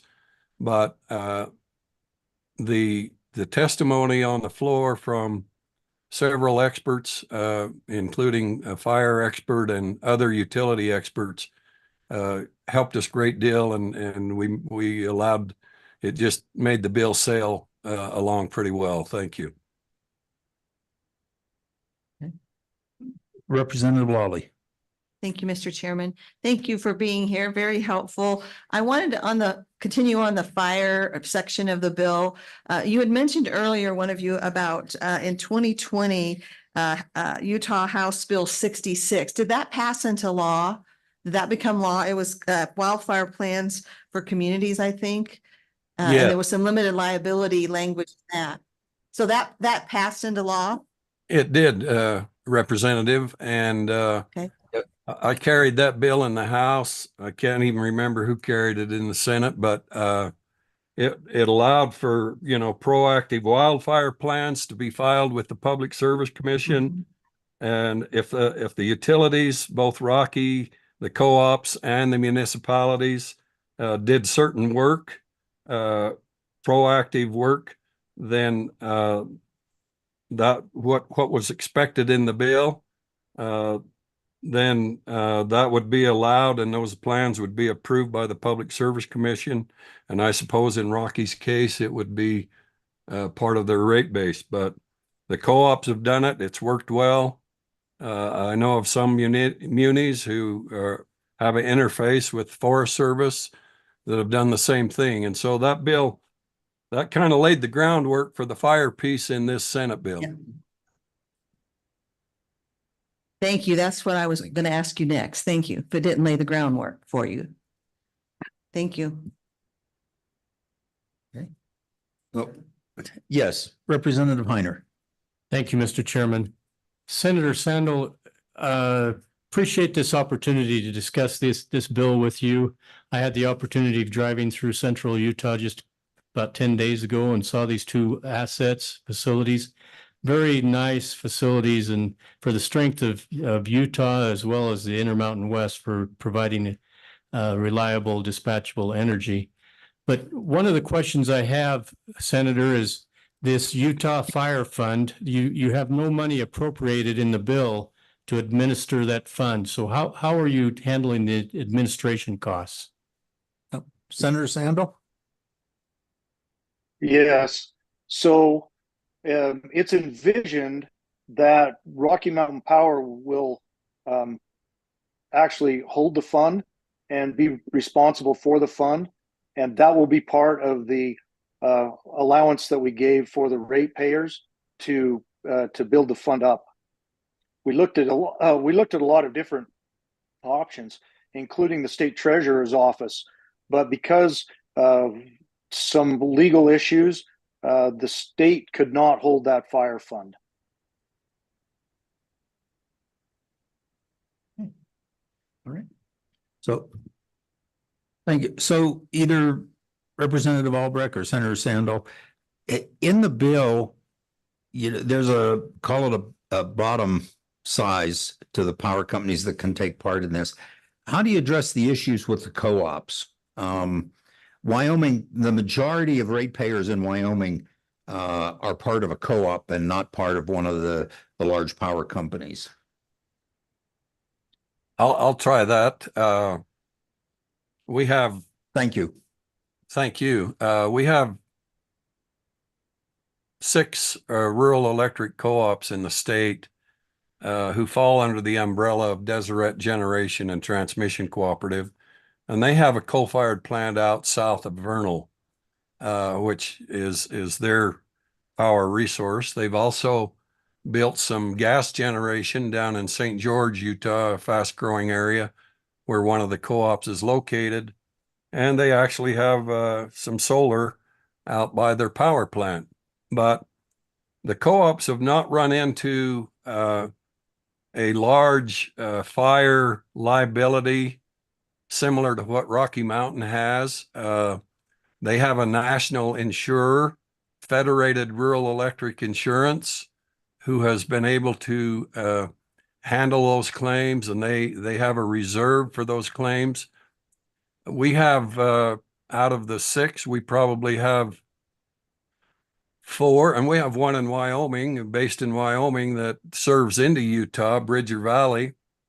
But the local boards of directors of those co-ops, I'm going to say that they have good control with their management and their people and good tree trimming policies.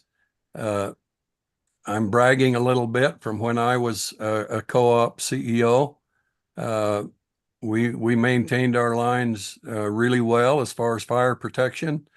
And we expect the same thing out of Rocky Mountain Power going forward, especially with this fire fund involved.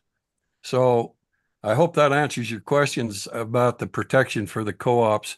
Their national energy or their national insurer, Federated Rural Electric Insurance, has been a good partner for them on fire liability.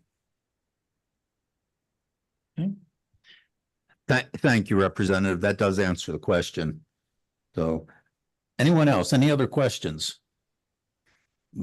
Representative Knapp.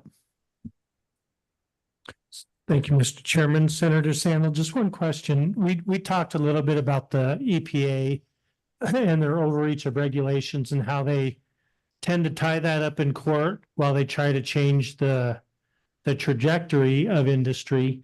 Do you feel like your industry in Rocky Mountain has seen this bill as cover from those regulations? And how do you anticipate that ending up? Will the EPA sue your state for that bill versus you trying to defend industry by suing them for regulations?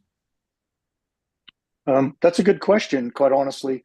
I wouldn't be able to speculate on whether we'll get sued over it. We typically, you take this kind of a stance and there's always that chance. I would propose, though, that we did not do this for cover for Rocky Mountain Power. We did this, if you consider the fact that Rocky Mountain Power has regulated monopoly status, and the regulator is the Public Service Commission. But what the legislature just basically did was tell the Public Service Commission, this is what we want you to do. And we give you clear direction, Public Service Commission, that Rocky Mountain Power will be able to keep these plants open and running. And as they have to work to continue to comply with the regional plan, with the regional pollution plan, that we understand that there may be some expenses associated with that, and that Public Service Commission cannot use that against Rocky Mountain Power to make them shut the plants down. That we still feel that this traditional coal-fired power plant is the low-cost producer and still will be if there's additional measurement, monitoring, or cleanup from emissions that have to go on with these plants. So as far as cover, no, I think it's the other way around. I think we went to them and said, this is what we want you to do. And we worked with them. As far as getting sued, we'll have to wait and see. If I could add to that, Mr. Chair. Yes. Thank you. I don't know about the state of Wyoming, but the state of Utah has about 80 ongoing lawsuits with the federal government. And of course, we did the suit on the ozone transport rule last year, along with some of you and others, and got that stayed.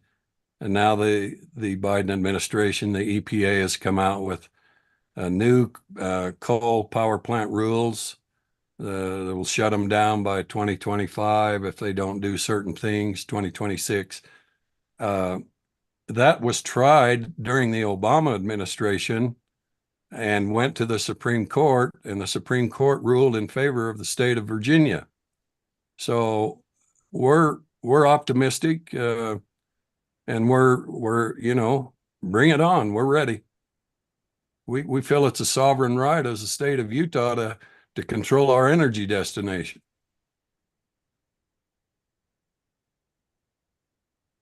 Very well said, Representative. Thank you. So other questions? Any other questions? No.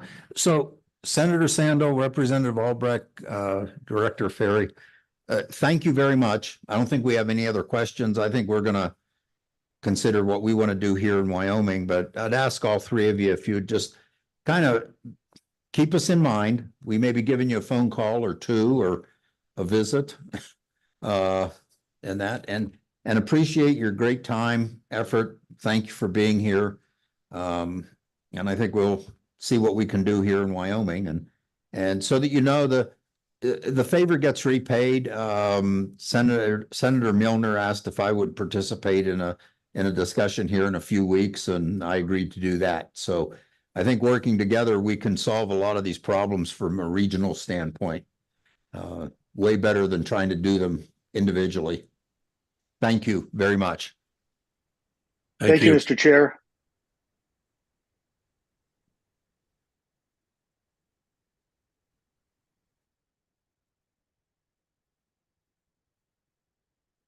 So committee, we want to have that discussion. I think I'll be real, understand the issue, the problem and that. Then before we do that, I will ask for discuss anything further public testimony on that. Sean, come on up. If you're shy in this committee, you get left behind. Yes, I know. So, Mr. Chairman, thank you again, Sean Taylor, on behalf of Wyoming's Rural Electric Cooperatives. And I guess, I'm not exactly sure where we are on the agenda right now. It is item number 24, electricity issues. Okay, well, so I have two things to kind of follow up on. I didn't come up when the rest of the utilities were, when you were talking about HB 200, because it doesn't apply to the co-ops, but two things that I would like to share with you with the discussion that you just had with the Utah folks and the discussion earlier. I'll start with the wildfire issue. And as I discussed with the co-chairs and the Representative Albrecht, he's right. The co-ops, we do have our own insurance company, Federated, but they're starting to get tapped out, and it's getting tougher for them to insure and tougher for them to get reinsured. And everybody in the co-op world is scared, even though we have our own insurance company. It's getting harder and harder, more expensive. And so we're starting to worry about what we need to do next. And as I committed to you two, and for the benefit of the committee, I'm getting together with my counterparts. So I have counterparts all over the country that represent their co-ops in their states. And from the Western states, we're getting together in a couple of weeks down in Colorado to talk about a couple of different things. One would be, for lack of a better term, model legislation using Utah. Idaho also has some good legislative proposals, trying to put those together. And we realize that every state is different. So model legislation might be a stretch too far, but something that we can bring back to the committee before your next committee meeting as a jumping off point. Looking at liability limits and how we could be protected we, the co-ops and the utilities as a whole could be protected from some of the liability issues. And I said I wasn't going to throw Mr. Garlish under the bus, but since he's coming up here, I'm going to anyhow. When there's these wildfires, you know, if it's a Rocky Mountain Power, a for-profit utility, litigators, lawyers, sorry, my apologies to those lawyers in the room, they see the deep pockets. As you all know, the co-ops are not for profit. We operate at cost, and we don't put wildfire risks into our costs, so we don't increase our rates to try and anticipate wildfire issues. We rely on our insurance to cover that for us, and as that gets more and more scarce, we need to come up with some legislative fixes. So that's my commitment to the committee, that I'm going to meet with my counterparts here in a couple of weeks, hopefully come back with something that you all can use to, like I said, as a jumping off point to address some of these liability issues. And part of that will be, and as the representative from Utah said, possibly having wildfire mitigation plans that are approved by the Public Service Commission, and that as long as we follow those plans and we have documentation that we follow those plans, and there's a fire, there's some caps on the liability. So that's on the wildfire liability issue. That's what I wanted to cover there. I wasn't going to cover this, and I don't have a copy for the committee, but I can certainly get it to you. And it's really, who doesn't like to pile on the feds, right? And I presented this at the Corporations Committee a few weeks ago, and I'll just kind of show it to you, but I will send it out to you. We refer to this as the train wreck slide, the regulatory train wreck slide. And these colored ones are just the EPA. And I won't go through all of them, and we've covered a lot of it today already, but the ozone transport rule, the NAC standards, legacy coal ash ponds, the clean air power plant that we have talked about ad nauseam here today, that's kind of the death nail, but also wastewater, power plant wastewater rules, mercury and air, NEPA phase 2 rule implementation, and regional haze. These are all regulations that have either come down or are coming down the pike from EPA. But I would add on to that several other alphabet soup agencies at the federal level. We have the BLM conservation rules, not just the resource management plan, but as you all know, they've elevated conservation as a multiple use and what impact that's going to have on rights of ways for all of us, not just the co-ops. Forest Service old growth timber rules, how we manage old growth timber. Again, wildfire mitigation, vegetation management, strict liability. I'll give you an example of how frustrating this is, both probably from the BLM and the Forest Service perspective. We have some co-ops that work in a certain district, and they're allowed to go out and take care of their rights of ways, and even take care of some things outside of their rights of ways. If they identify a tree that, you know, would, if it blew over, would fall into the line, but it's outside of the right of ways. And some district offices will say, yep, take her down. Others make the utilities jump through hoop after hoop after hoop, red tape after red tape. And then if that tree were to fall, who's liable? We are. So it kind of goes back to that liability issue. The sage grouse management plans, right? That's coming down the pipe from the Department of Interior. That's going to have a huge implication on management of rights of ways, or even being able to put additional infrastructure in, even though we need to build all this infrastructure for electrification of everything. That's going to be just another hurdle. The oil and gas bonding requirements, you might not think that's a utility issue, but you talked about that earlier. But when oil and gas costs go up, the one thing they start looking at is utility costs. I mean, they always look at utility costs, but we kind of get brought in because of that, because of those bonding rules, because it's going to increase costs astronomically, as you heard earlier. Another one is the Department of Energy transformer efficiency standards. When we're already in a supply chain constrained world of getting any transformers, the Department of Energy passed these efficiency standards. They're not quite as bad as they were when they were first proposed, but they're still bad. And that is cost increase and delay in trying to get these transformers. And my computer just shut off. I think that was the last. Oh, wait, one other one. This is particular to you haven't given us enough bad news Senator. so far. Well, this is particular to Senator Dockstader's area, and this is the Lower Snake River Dam.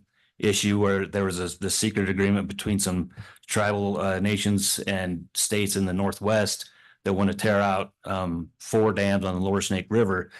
It may not translate easily to the rest of the state of Wyoming, but it's a big deal because they want to take out these dams, which provides zero carbon emission power, dispatchable, right? Like coal plants, dispatchable power, always ready.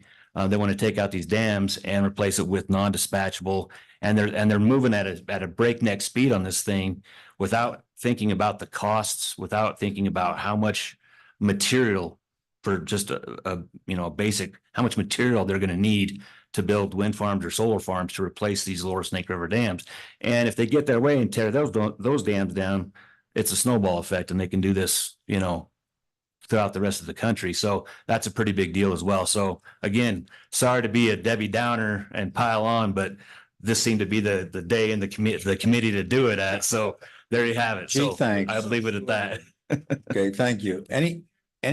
Yes, Senator Office. Just a short question. We've heard about the transformer procurement issue for years. Where are those currently sourced? It seems like there's a massive constraint in getting transformers, whether you've got quality issues changing or not. It still seems like a standing concern. Can you provide a little more background? Where are those typically coming from? And is that something which the market is trying to address, or is there a shortfall in needed transformers looking far out into the future? Mr. Taylor? Yeah, Mr. Chairman, Senator Office, I will say, and I don't want to speak for the rest of the utilities, we've seen it maybe lighten up a little bit. And from the co-op's perspective, we have, I want to say 2 or 3 cooperatives that build transformers. And during COVID and the severe supply chain shortage, those folks said, we're going to take care of the co-ops first. We'll take care of our other customers after we take care of these guys. So I will say it has eased somewhat, but then you throw these new efficiency standards on top of that, and it just makes it more difficult to get the material to meet those efficiency standards. So I will say it's gotten better. It's still not where it was pre-COVID. So we're still, stockpiling what we can. But that's not the right way to do business either, is just hold on to them until you need them, right? We prefer to be able to order them when we need them and have them, within a month at least. Okay, Representative Lawley. Thank you, Mr. Chairman. Mr. Taylor, indeed, you have not made our day, but been really accurate, quite frankly, in describing what I would say is a perfect storm, but completely avoidable, primarily generated by regulations and policies of the federal government, which are based on politics, not science and technology. And we've heard about that really for a couple hours now, and you did describe it well. And I will just go to Mr. Garlish because I want to talk to you about the Utah situation. Where is Rocky Mountain Power going to be and their ability to sell additional power? I understand for what they can do for Utah and how they distribute power within the state of Utah, but where will you stand in terms of the additional power they would generate and what you can and can't do with it under the existing regulations? Mr. Garlish? Yeah, a couple of things there. The state of Utah is going long on coal because they believe very passionately, and I think with good reason, that there's a region-wide need for dispatchable power. Renewables have their place. They can lower costs for customers. They have benefits for sure, as does transmission. But eventually folks that are moving too far, too fast are going to need and want power, and they want to be in a position to sell that to them. So that's the economic thesis there, which I think is supported. But these challenges of the federal government and just being able to keep plants up and going and is going to remain. And this is part of the reason I wanted to come up, because I wanted to clarify the bill doesn't. SB 224 doesn't exempt, the company or the state from complying with any of the federal laws. What it's really saying is we're going to do what it takes. We're going to go along, make the investment in coal, and we are going to litigate, and we're going to fight, and we're going to make those costs recoverable for the utility. going forward. So those are the two related. And I just want to clean something up on the fire part, if I could, Chairman. Please. So on the caps on insurance, this is really important. Senator Sandler alluded to this, but like we're in a position of paying 3 times more for 1/3 of the coverage for our commercial and wildfire insurance. All of the traditional vendors, and this isn't just happening to Rocky Mountain Power, this has happened to all utilities and co-ops. The big companies are not writing new policies in states that they believe have fire risk. They're not writing new policies. And then they've also, in states like Hawaii and Texas and Oregon, they've paid out a lot. So they are passing those payouts and the cost of those payouts on to customers. So, it's a real issue. Can you get the insurance and can you pay for it? And in our case, can you recover it? And so we're being forced. This is to Sean's point about like there is insurance companies, but we're starting to look at maybe, self-insurance. What can we get? What's available? And that's why the caps on the non-economic damages in Utah are so important, because it's $450,000 if you have a physical injury and a non-economic claim. You can't recover more than $450,000 if you have the wildfire mitigation plan in place. I should say that. And then it's $100,000 if you don't have a physical injury but a non-economic claim against the utility.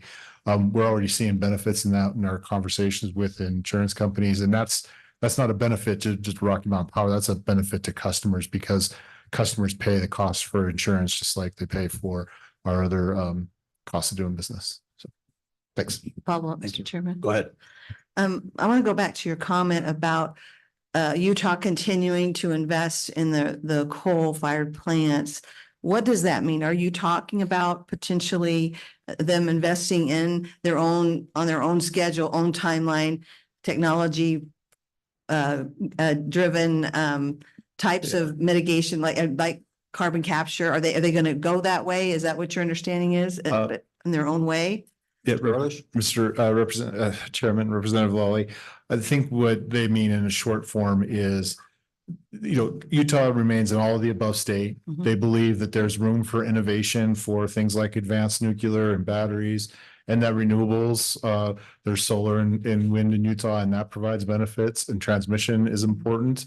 But today, the economic backbone is dispatchable resources. And none of those things that are promising in the future are available today. So the investing and going long in it is doing what's necessary to have the resources that provide that dispatchable resource, to provide the reliability and the capacity to drive the economy. Somebody had made mention earlier about AI data centers. I think it was Mr. Luthi, and I think this is very instructive. It took Wyoming about 100 years to build up 1 gigawatt of infrastructure to serve the state under the current regulatory regime. We have requests in our queues in different parts of our service territory, not in Wyoming that I know of, but one in Utah in particular, that's 1.4 gigawatts for one AI data center, and they would like to be online in 2030. So, when we talk about, the regulatory compact and how we got here today, there is a need and demand for energy to drive the economy, and there are people that are looking for places to make that happen. And so I think, if we can stabilize the regulatory compact and this fire issue, we can work on ways to make Wyoming and Utah a place where those folks will consider and drive economic growth on a massive scale. So it isn't all bad news. I know Sean brought the party down, but there is some good news and some opportunity. I think we can realize working together on that. I agree with you. Thank you. Mr. Taylor. Yeah, Mr. Chairman, and kind of to Representative Lawley's question and Mr. Garlish's, I do have to, there is a bright spot, which is maybe an oxymoron, because the reliability issue, unfortunately, most folks in DC and most folks on the coast don't care about the jobs and the people and the families in Wyoming, as Senator Dockstader pointed out, but they do care about their lights coming on, their computers working, and all of, everything that comes with reliable power. And so our national organization and the co-ops across the country have really lasered in on the reliability issue, and particularly as it pertains to these recent EPA rules. Your EPA, you are telling us that we have to meet these standards, and if we have to do that, the lights are going out. There's no other way around it, and that seems to have garnered some recognition, if not support from folks maybe outside of our, western region. So there's a little bit of a bright spot, I guess. Okay, Mr. Deta, you've been waiting patiently and I'm aware of the clock. And we still have a couple more things to discuss, plus public testimony. So And Mr. Chairman, if you I keep will, that in I will mind, be please. brief, but I could not let a discussion about Wyoming coal go by without letting you all hear from Wyoming's chief coal cheerleader. A great conversation about what's at stake for us right now, in particular with the EPA rules. When you talk about what's at stake, a lot of the time, most of the time when I come to this committee, just yesterday, the revenue's at stake, $650 million in revenue. As Mr. Luthe's slide put up there, 5,000 direct coal jobs, another 10,000 service and supply jobs. Those numbers don't include the spouse, the coal miner's spouse that's working at the bank, the coal miner's spouse that may be an accountant in town. When those coal mining jobs go away, which is the sole purpose, and make no mistake about it, which is the sole purpose of the EPA's rule package on coal-fired power plants to get rid of coal, those jobs go away. And I thought, Mr. Chairman, when you were talking about the Hannah mines, literally 2 nights ago, I was at one of the local watering holes visiting with a man, grew up in Laramie. We were just talking about Laramie. We weren't talking about mining or politics, just talking about Laramie kid. And he mentioned that his grandfather and his father both worked in those mines, and it was his intention growing up to work as a coal miner in those mines. And of course, they went away. His dream went away of working in the coal mines. And he was old, in his 40s, and to still hold on to that dream and still say that, it says a little something about what these jobs mean to these communities. And these are the jobs, help families pay the bills, help them buy their food for their table, maybe take a summer vacation and put toys under the Christmas tree for their kids. That's what's at stake here. And, I run around with my hair on fire and I don't feel like enough people do. So it's refreshing. It was great to hear that conversation. You guys get it. What's at stake here.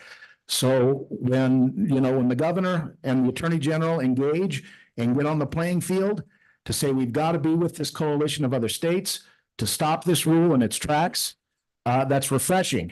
I'm glad to hear, that there's, we're trying to get that money that this body gave to the governor to fight this. We're on the playing field now. We've got to use every tool at our advantage to fight this because this is the state championship game. This is it. If we lose this fight and those rules go into place, the executive director of the national, the coal mining union, United Mine Workers of America was in the paper the other day, says this is writing our obituary. And that's true. That's true. So I can't understate that the state has got to be all in on this, and it's got to be from the governor's office, from the attorney general's office, and from this body. I struck out 3 times yesterday, but I'll come back, to help keep this industry alive because it's worth fighting for. And it's not, I think it gets lost sometimes. It's not just the revenue, but it's the people. I've got a sticky note on my computer at work. Remember who you work for. Yeah, the companies pay my bills, but I work for those men and women every day that go down in their mines. This is the big game. And so we've got to make sure we're aware of that, and we've got to dispatch all of our resources to fight it. And, with that, I'll leave it on that positive note and have a good afternoon. No more food analogies. Thank you, Mr. Deta, gentlemen. Thank you. So again, being conscious of the time. Mr. Chairman. Yes. Yeah, sorry to interject. We do have, is it just one person? One person online. I haven't, I'm getting there right now. So just give me a moment. Okay, so in the discussion, we tended to allude to topic 24, which was the low carbon energy standard and the potential to repeal it or do something with it. Is anyone here to speak specifically on that issue? Okay, anyone online to specifically speak to that issue? Okay. I didn't see any from the list you gave me, so. Okay, so we'll hold that to our next meeting. In the interest of time. So with the previous discussion, you heard from the legislators in Utah, the other people in the room. So with that, I'll open it to public testimony. And we'll get to the individual waiting in the virtual waiting room. Good afternoon, Chairman, Co-Chairman, members of the committee. My name is Anthony Ornelas, and I'm the Administrator of the Wyoming Office of Consumer Advocate. And it's good to see you again. Thank you, sir. It's good to be here. A lot of ground has been plowed today on a variety of topics, and I won't try to touch on all of those in the interest of time. One common theme, though, I'd like to place in front of this committee is just the emphasis on affordability. Clearly, there's federal overreach and problems, and I applaud all the efforts by the governor's office and the members of this committee and other committees to take what steps you can to combat that. It's critically important, as you've heard throughout the day and prior to that as well. When it comes to items such as HB 200 or the wildfire fund or some of these other topics, affordability sometimes gets lost at this level of conversation, and I urge you to keep it forefront. HB 200, I understand the importance of coal. I'm a Wyoming native. I have relatives who make their living, including my own family, from the extractive industries within this state, and they're very important. But we need to be considerate of how willing our constituents are, the oil and gas producers, the trona mine producers, the customers of these utilities, to pay for some of these initiatives. All last year, I traveled the state during Rocky Mountain Power's rate case, and I heard from the families who were struggling to put food on the table or buy baby formula, or the industrial customers who are really struggling to keep a profit margin in the face of rising utility rates. So when I look at it, HB 200, we have a 2% cap, and I think that is a good cap. In all honesty, though, we're not seeing that pencil out based on the current information and technologies known. So I urge caution, which with, requiring too many more regulations that are going to expand those costs. When I look at the Utah regulation, fire is a critical issue, and the wildfire and the legal liability.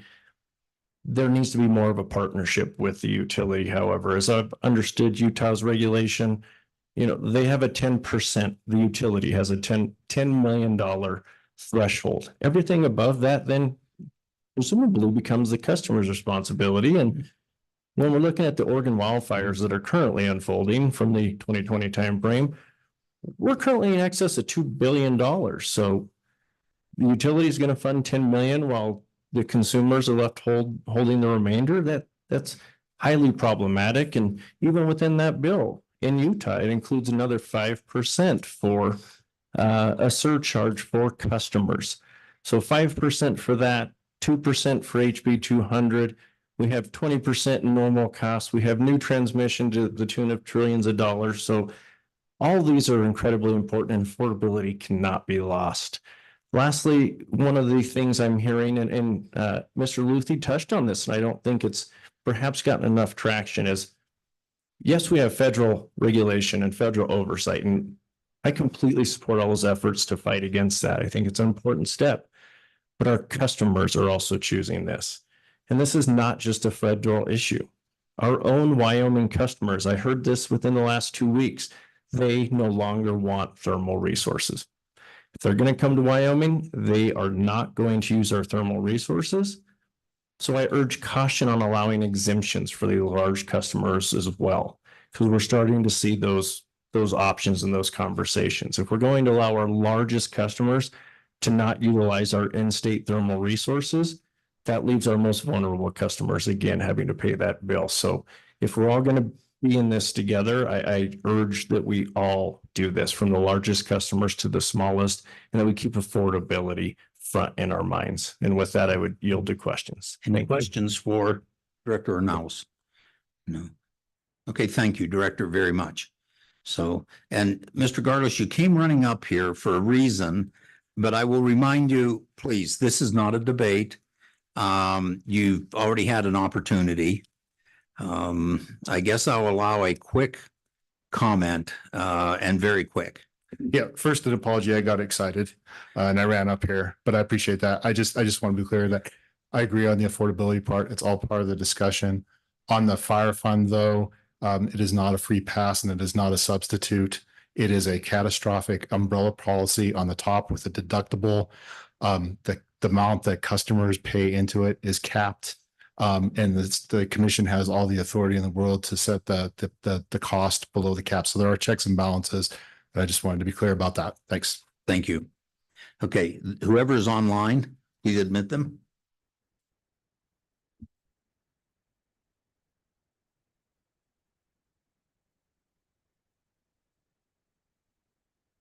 Hi, good afternoon. This is Abby Briggerman. Can you hear me? Yes, we can. Please proceed, Ms. Briggerman. Thank you, Mr. Chairman and members of the committee. Again, my name is Abby Briggerman and I'm an attorney at Holland and Hart. And I'm here on behalf of the Wyoming Industrial Energy Consumers, or WIAC. I want to thank you for allowing me the opportunity to speak here today. WIAC is an unincorporated association of large companies that are all large Rocky Mountain Power customers. WIAC members employ thousands of people in Wyoming and make up a sizable percentage of Wyoming's economic economy in terms of both jobs created and taxes paid. WIAC was organized in 1996 and has fought for the last 20 plus years to keep Rocky Mountain Power's electric rates reasonable and affordable. WIAC members are integral to Wyoming's economy. WIAC companies employ over 3,000 people in Wyoming. They are major producers of natural gas, oil, trona, soda ash, phosphates, and sulfuric acid. WIAC members have invested significantly in Wyoming. In aggregate, they contribute over $300 million annually in state and county taxes and royalty income to the state of Wyoming. I wanted to provide brief comments on the issue of potential wildfire legislation. And this is specifically in regards to Rocky Mountain Power. First, I want to echo the comments of Mr. Ornelas that were just made that we need to keep affordability at the forefront here. First, the committee should be aware that there are ongoing active discussions regarding the issue of wildfire insurance occurring between Rocky Mountain Power and its stakeholders across all of its states. That process is aimed at finding solutions to increasing insurance costs in a collaborative way. Second, there are 2 ongoing proceedings at the Public Service Commission regarding Rocky Mountain Power's wildfire liability and liability insurance premiums, and Rocky Mountain Power's ability to recover those costs from ratepayers.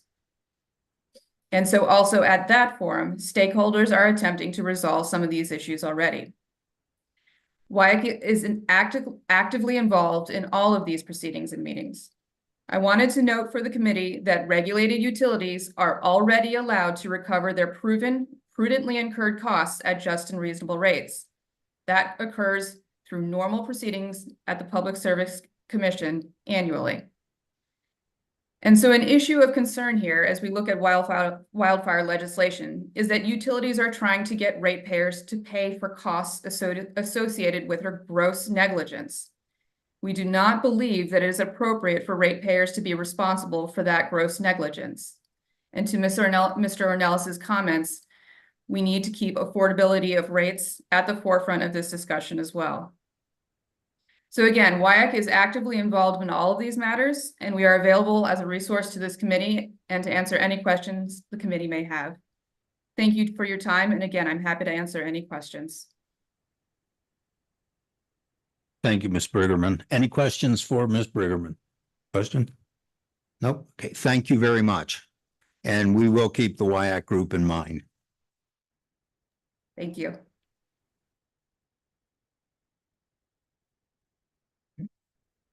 Right. Committee? Motions, discussions?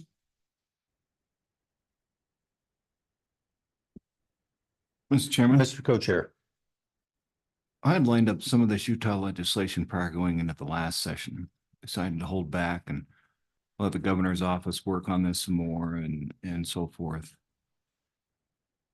Is there any desire in the committee to start to work that at a committee level? kind of bring that out. It's kind of templated, as I recall, Brian, right? Yeah, it's there.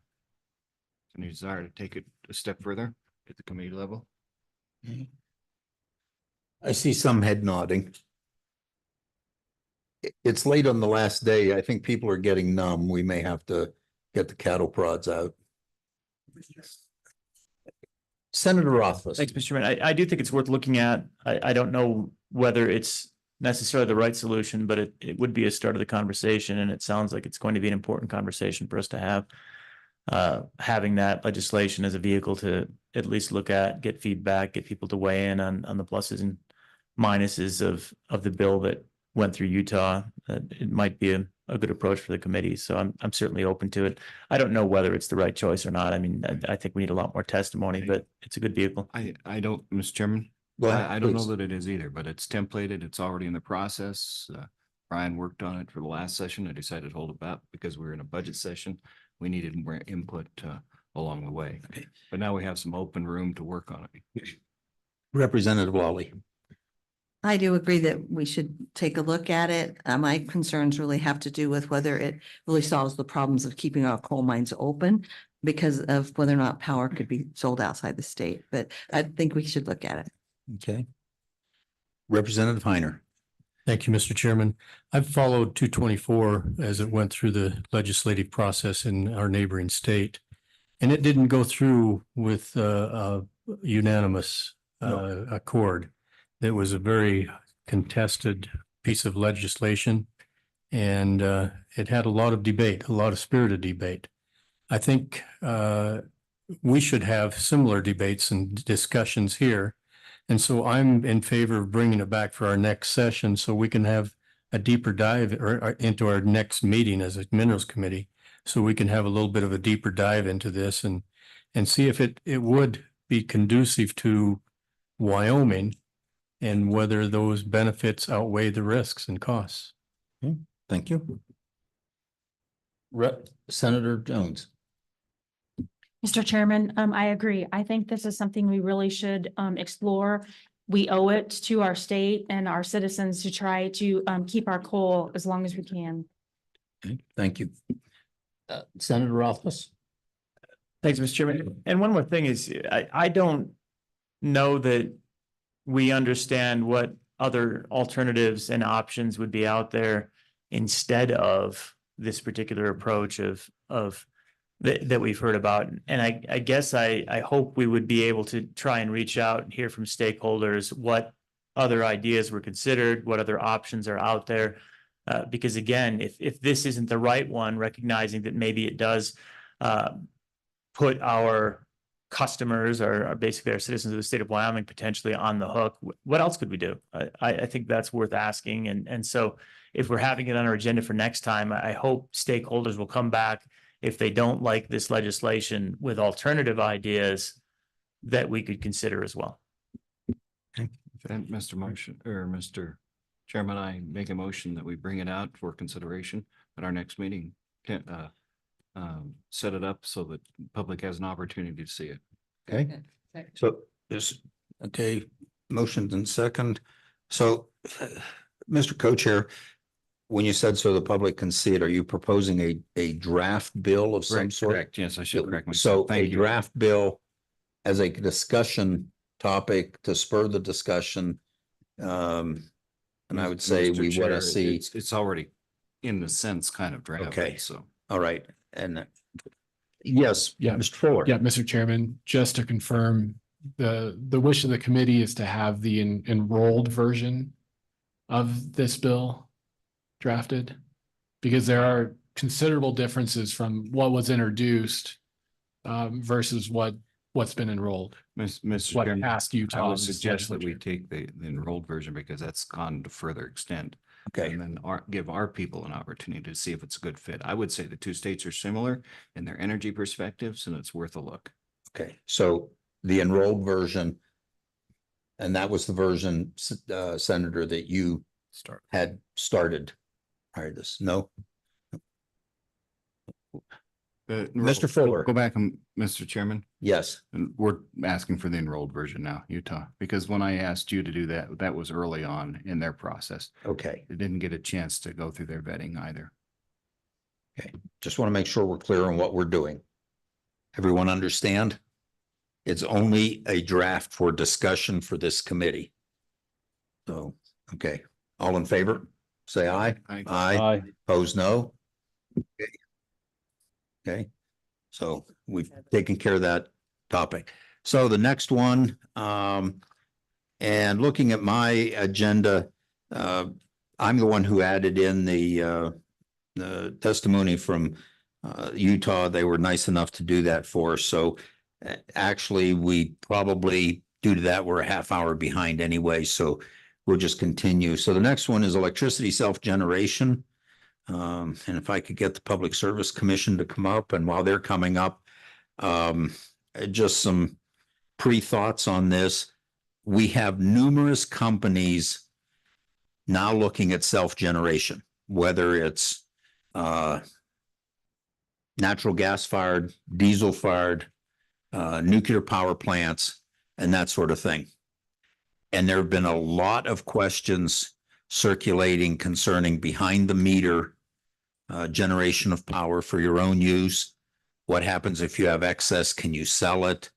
And all of those kind of issues. And so I think we need to start getting an idea of what we're looking at, what the commission is thinking on this issue. I know they've given it a lot of thought.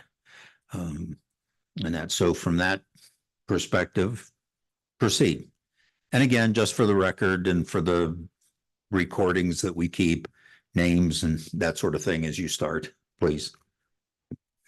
Thank you, Chairman Burkhart. My name is John Burbridge. I'm Secretary and Chief Counsel for the Public Service Commission. With me at the desk here is Commissioner Robinson. Excuse me. And as you've mentioned, the Public Service Commission has been interested in this topic. By way of background, the Public Service Commission has been working on draft rules to address this issue.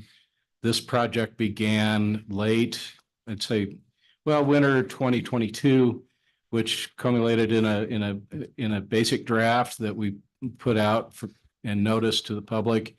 We held a technical conference in February of 2023. I believe that's right. Where we took comments from interested parties. There were legislators there. A very diverse group of people. The cooperatives were there. Industry folks were there. Everybody had helpful comments. We then took those comments, revised the draft, held a second technical conference in October, I believe, of 2023. Took more comments. Our last written comment that we received was in January of this year. And just this week, we've finished up a third draft of proposed rules to address non-utility generators, we're calling them. That is very close to being put out for the formal rulemaking process. We had considered the possibility of holding a third technical conference, but frankly discovered with the second technical conference that it was determined that we wouldn't learn anything more than what we had already heard. So the draft that we have now is undergoing just a final review amongst the commissioners and myself. And then we'll be presenting that to the Attorney General's office to initiate the formal rulemaking. We anticipate that'll happen within I would guess, we've got a lot of rulemaking to do, as you might understand, but that this would happen 6 to 8 weeks if everything goes according to Hoyle. This draft, I would have provided it, but it's just not ready for public consumption yet. Understandable. But we anticipate, and I anticipate that we will have some lively comments and debate. We will have a public hearing on this during the rulemaking process. We recognize that there's a lot of folks that are not a huge fan or not huge fans of this idea. There are some that are. But what we've tried to do generally is allow through rulemaking, the ability of large customers to hire an operator of some small generation unit to operate behind the meter. The rules we're trying to set up so that if this were to occur, it would be for a limited number of customers. And it would require specific types of notice, depending on where these types of facilities would be located, including to the incumbent regulated utilities in that area or neighboring regulating utilities that, you know, that might have a certificated area next to where these might be. It would require that that to the largest extent possible, and this would be determined on a case-by-case basis, that it not harm existing customers and existing utilities, the incumbent utilities in those certificated areas, recognizing that not having those sorts of controls in the rule itself could in fact create a situation that you don't want to create unintended harm to existing customers. You don't want stranded assets and so on and so forth. So we're feeling good about where we are with this project. It's been a little more difficult than maybe we originally anticipated to address all the myriad of issues that have been presented to us. And we look forward to the process as we move on into the summer. And with that, I would stand for questions. Representative Heiner. Thank you, Mr. Chairman. I've had a lot of discussion about self-generation and net metering and things like that with some of the people in my part of the state. And as I've looked at this from both sides of the meter, we've got to be fair for both sides. So if a customer generates excess power during a portion of the day and puts it onto the utility, there's some responsibilities and costs incurred there for the utility. But from the utility's perspective, they become the battery for the customer. And if the customer chooses, instead of putting it on the utility, just to store that in their own batteries, they're not 100% efficient. You know, what energy you put into a battery storage doesn't all come back out. So if the customer chooses to do their own storage, they're not going to get all of their energy back. And was proved to be, you know, a battery is, 80-85% efficient at the best. So if we, with our net metering that we have in place right now, they get 100% back. Has the commission looked at some kind of a ratio there to make it fair and equitable, not only to the customer, but also to the utility, that, there's some benefit there to be, that the utility doesn't have to give 100% back for power storage? Mr. Burge. Chairman Burkhardt, Representative Heiner, we have not considered this type of rulemaking as a net metering issue to the extent that to that level of detail. We've looked at this from the standpoint that this is a new concept that's really testing, what is to and for the public for an electric generator that wants to offer this power or is, asked to be in this situation by a large customer to provide that power. We have considered the very distinct possibility that some of that excess power could be put back onto the system. And I think those finer details may yet be worked out to a certain degree, but it is a point of consideration. But I've never really looked at it as a strict net metering situation. I mean, we think that there's every possibility that these sorts of arrangements can be made with the power being used by one or two big customers and nothing would be put back on the system. We also want to be protective of the incumbent utilities with the idea that they may be considered the backup in the event that the behind the meter system fails. And so we want to hopefully accommodate those concerns through the process of making sure that the rule that we end up with does protect the utility, its customers, and all the parties involved. Follow up? Thank you, Mr. Chairman. So that brings up another concern is, if the utility has to provide backup power in the case of the self-generation doesn't, goes down or doesn't provide all the generation needed, then there's some costs there to have excess generation that's dispatchable and reliable at any time. And with a utility, they are provided with a certificate of convenience and necessity that is something that is very valuable to them. It creates a monopoly, and they're regulated because of that. But it's incumbent upon our utilities to have that certificate protected. And it's something that when we gave them the certificate, we told them that they would be the sole provider in that certificated area. So this kind of steps on some of those things that we've told them in the past, and we've got to protect our public utilities and going forward. So do you feel like the utilities will be in favor of this self-generation behind the meter in that fashion if they are actually wheeling that power to other customers behind the meter? Mr. Burbidge? Chairman Burkhart, Representative Heiner, the short answer is no.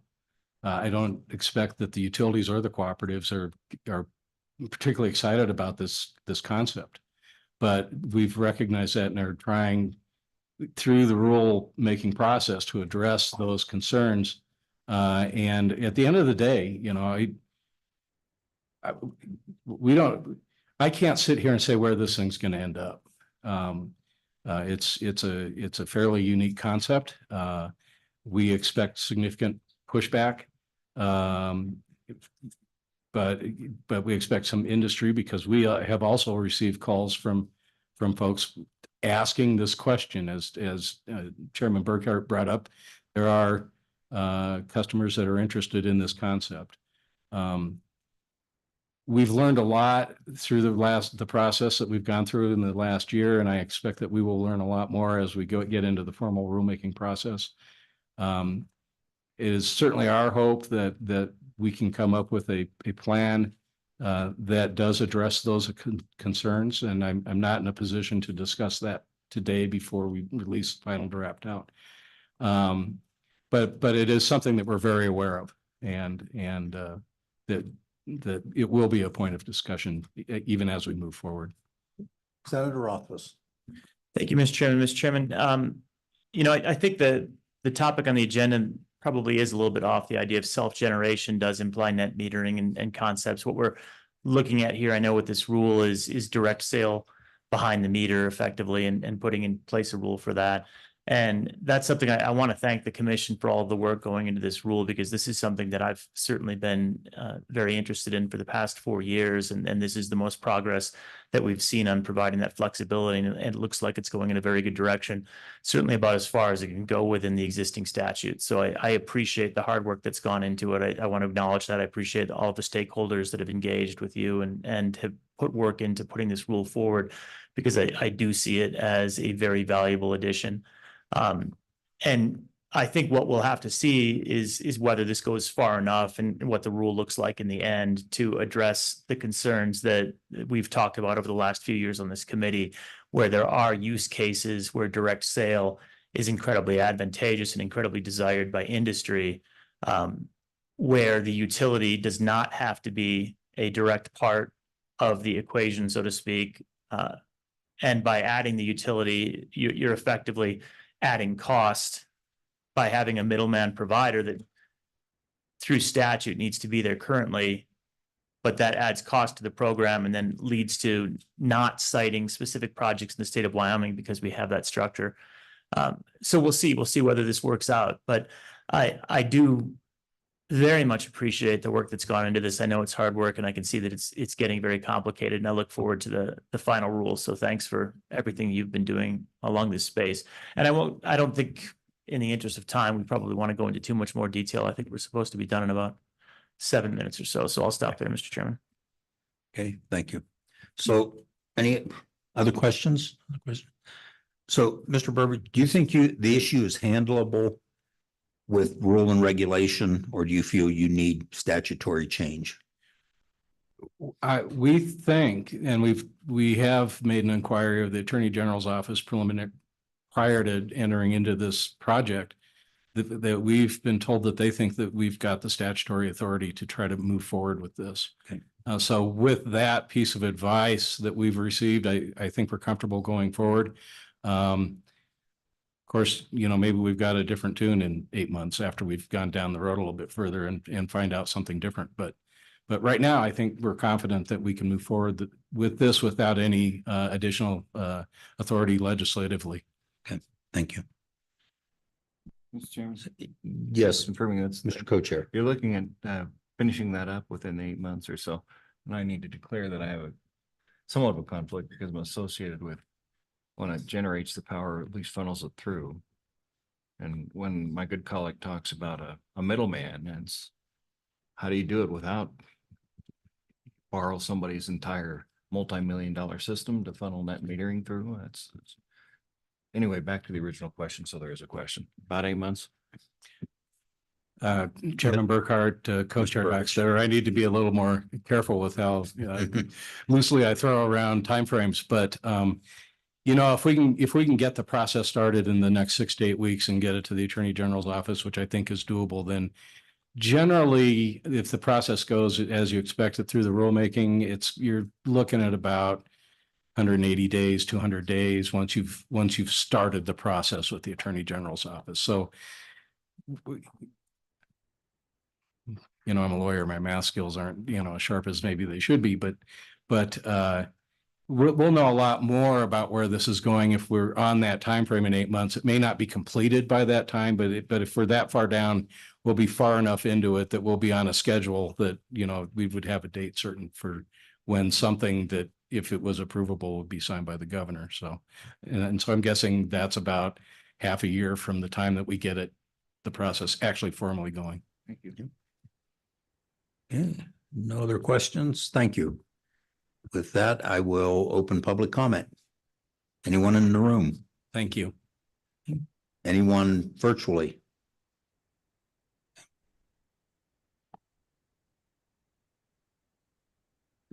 All right, Mr. Chairman, I'll make it quick. Sean Mr. Taylor. Executive Director, Wyoming Rural Electric Association. Because it doesn't seem like the committee is going to be going down a legislative path right now, I will just say I do appreciate Mr. Burbidge and the commission working with us and the stakeholders. We don't like where this is heading. This is actually where I was going to use that train wreck slide and talk about everything that we're dealing with at the federal level that makes it more expensive, harder, slower for us to do our jobs, to provide reliable, affordable power. In our minds, this is just another one that we're going to have to deal with. That's going to make it more expensive and harder and just harder for us to do our job. So with that, because you're not going to go down the legislative path, at least not yet, I'll leave it at that. We'll work with the PSC on the final rulemaking and see what happens. Okay, thank you. Mr. McGinn. Thank you, Mr. Chairman. Travis McNevin here on behalf of just Basin Electric. Again, to follow up with what Sean said and to be brief, as we certainly appreciate, the work that the Public Service Commission and the technical conferences that were mentioned, just to give the committee some of the questions that we have, and we will certainly look at the rulemaking as it comes forward. But some of the questions that we'll be looking at particularly is with respect to, is this solely just a single behind the net metering within their own use? Is there customers? If so, how many and what type? Because just one quote customer, if it's another mine or if it's another large user, that is, significantly larger than many residential consumers. So, how many other customers or uses or others using that power or that generation? Is there any connectivity to the existing grid? Yes or no, what that looks like as it relates to, does the self-generator want backup, as was mentioned by Representative Heiner? that certainly comes with a cost to have that on standby. There's liability questions if there is connection with the grid, to use a general term, back and forth, that is certainly there. And then depending on how much is this self-generation that is being brought on, is that to help with new growth, say of a company, of an industrial, or is that replacing existing load that would be taken off of the plate, off of the grid, that would cause rates to go up, or would be less, there'd be less power to distribute existing or harder fixed costs over. In that case, of course, there's just really no way around the fact that residences, small businesses, municipalities, et cetera, would pay higher costs.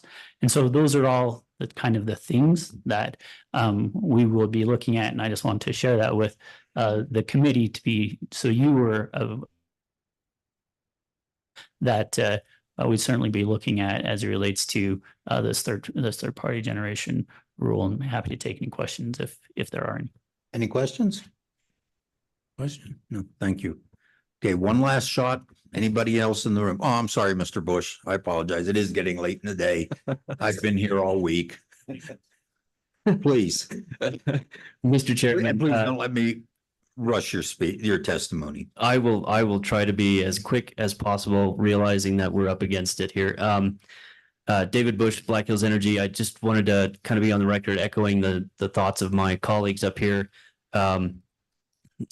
Since the committee, again, is not apparently going to do any sort of legislative work, we will continue to, or start, I guess, we haven't continued anything. We'll start to work with the commission on these rules and go through that process, and voice a lot of our concerns that I had prepared on my iPad here, in case you were going to go down a legislative route. But we do have concerns with this sort of a process moving forward, and how these third-party generators would be considered. Generally, if you're selling power, you're considered a utility, either a co-op or investor-owned utility. So at some point, what sort of regulation is there? Lots of questions around reserve capacity, as Representative Heiner was talking about. If someone is on the system with a third-party generator, all of a sudden that third-party generator goes out of business or decides not to do it anymore, whatever the case may be, that customer is now going to need power. If they're in our certificated territory, we have an obligation to serve them. How are we going to do that? How does that all work? So lots of questions. We'll see how things progress forward, but happy to take any questions, and I think almost get us out of here at a decent hour and let everybody go home. But if there's any questions, I'm happy to answer them. Questions? Okay, thank you. Thank you.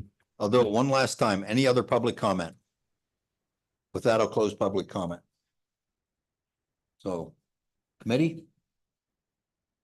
Okay, I sense no activity on this issue. Hey, so, and with that, that concludes the agenda. So Brian, do you want to run through what we did to ourselves and to staff? Yeah, Mr. Chairman, will do. First, just a reminder, Heather handed out the forms, the reimbursement forms earlier in the day, just to fill those out if they haven't already been filled out. Mr. Chairman, do you just want me to cover what we did today? Yes, just what we've assigned to Okay. do to you and ourselves and all of that. Yep. So, Mr. Chairman, today the committee asked for a bill draft based on 2024 Senate File 78. That was enhanced oil recovery and carbon dioxide.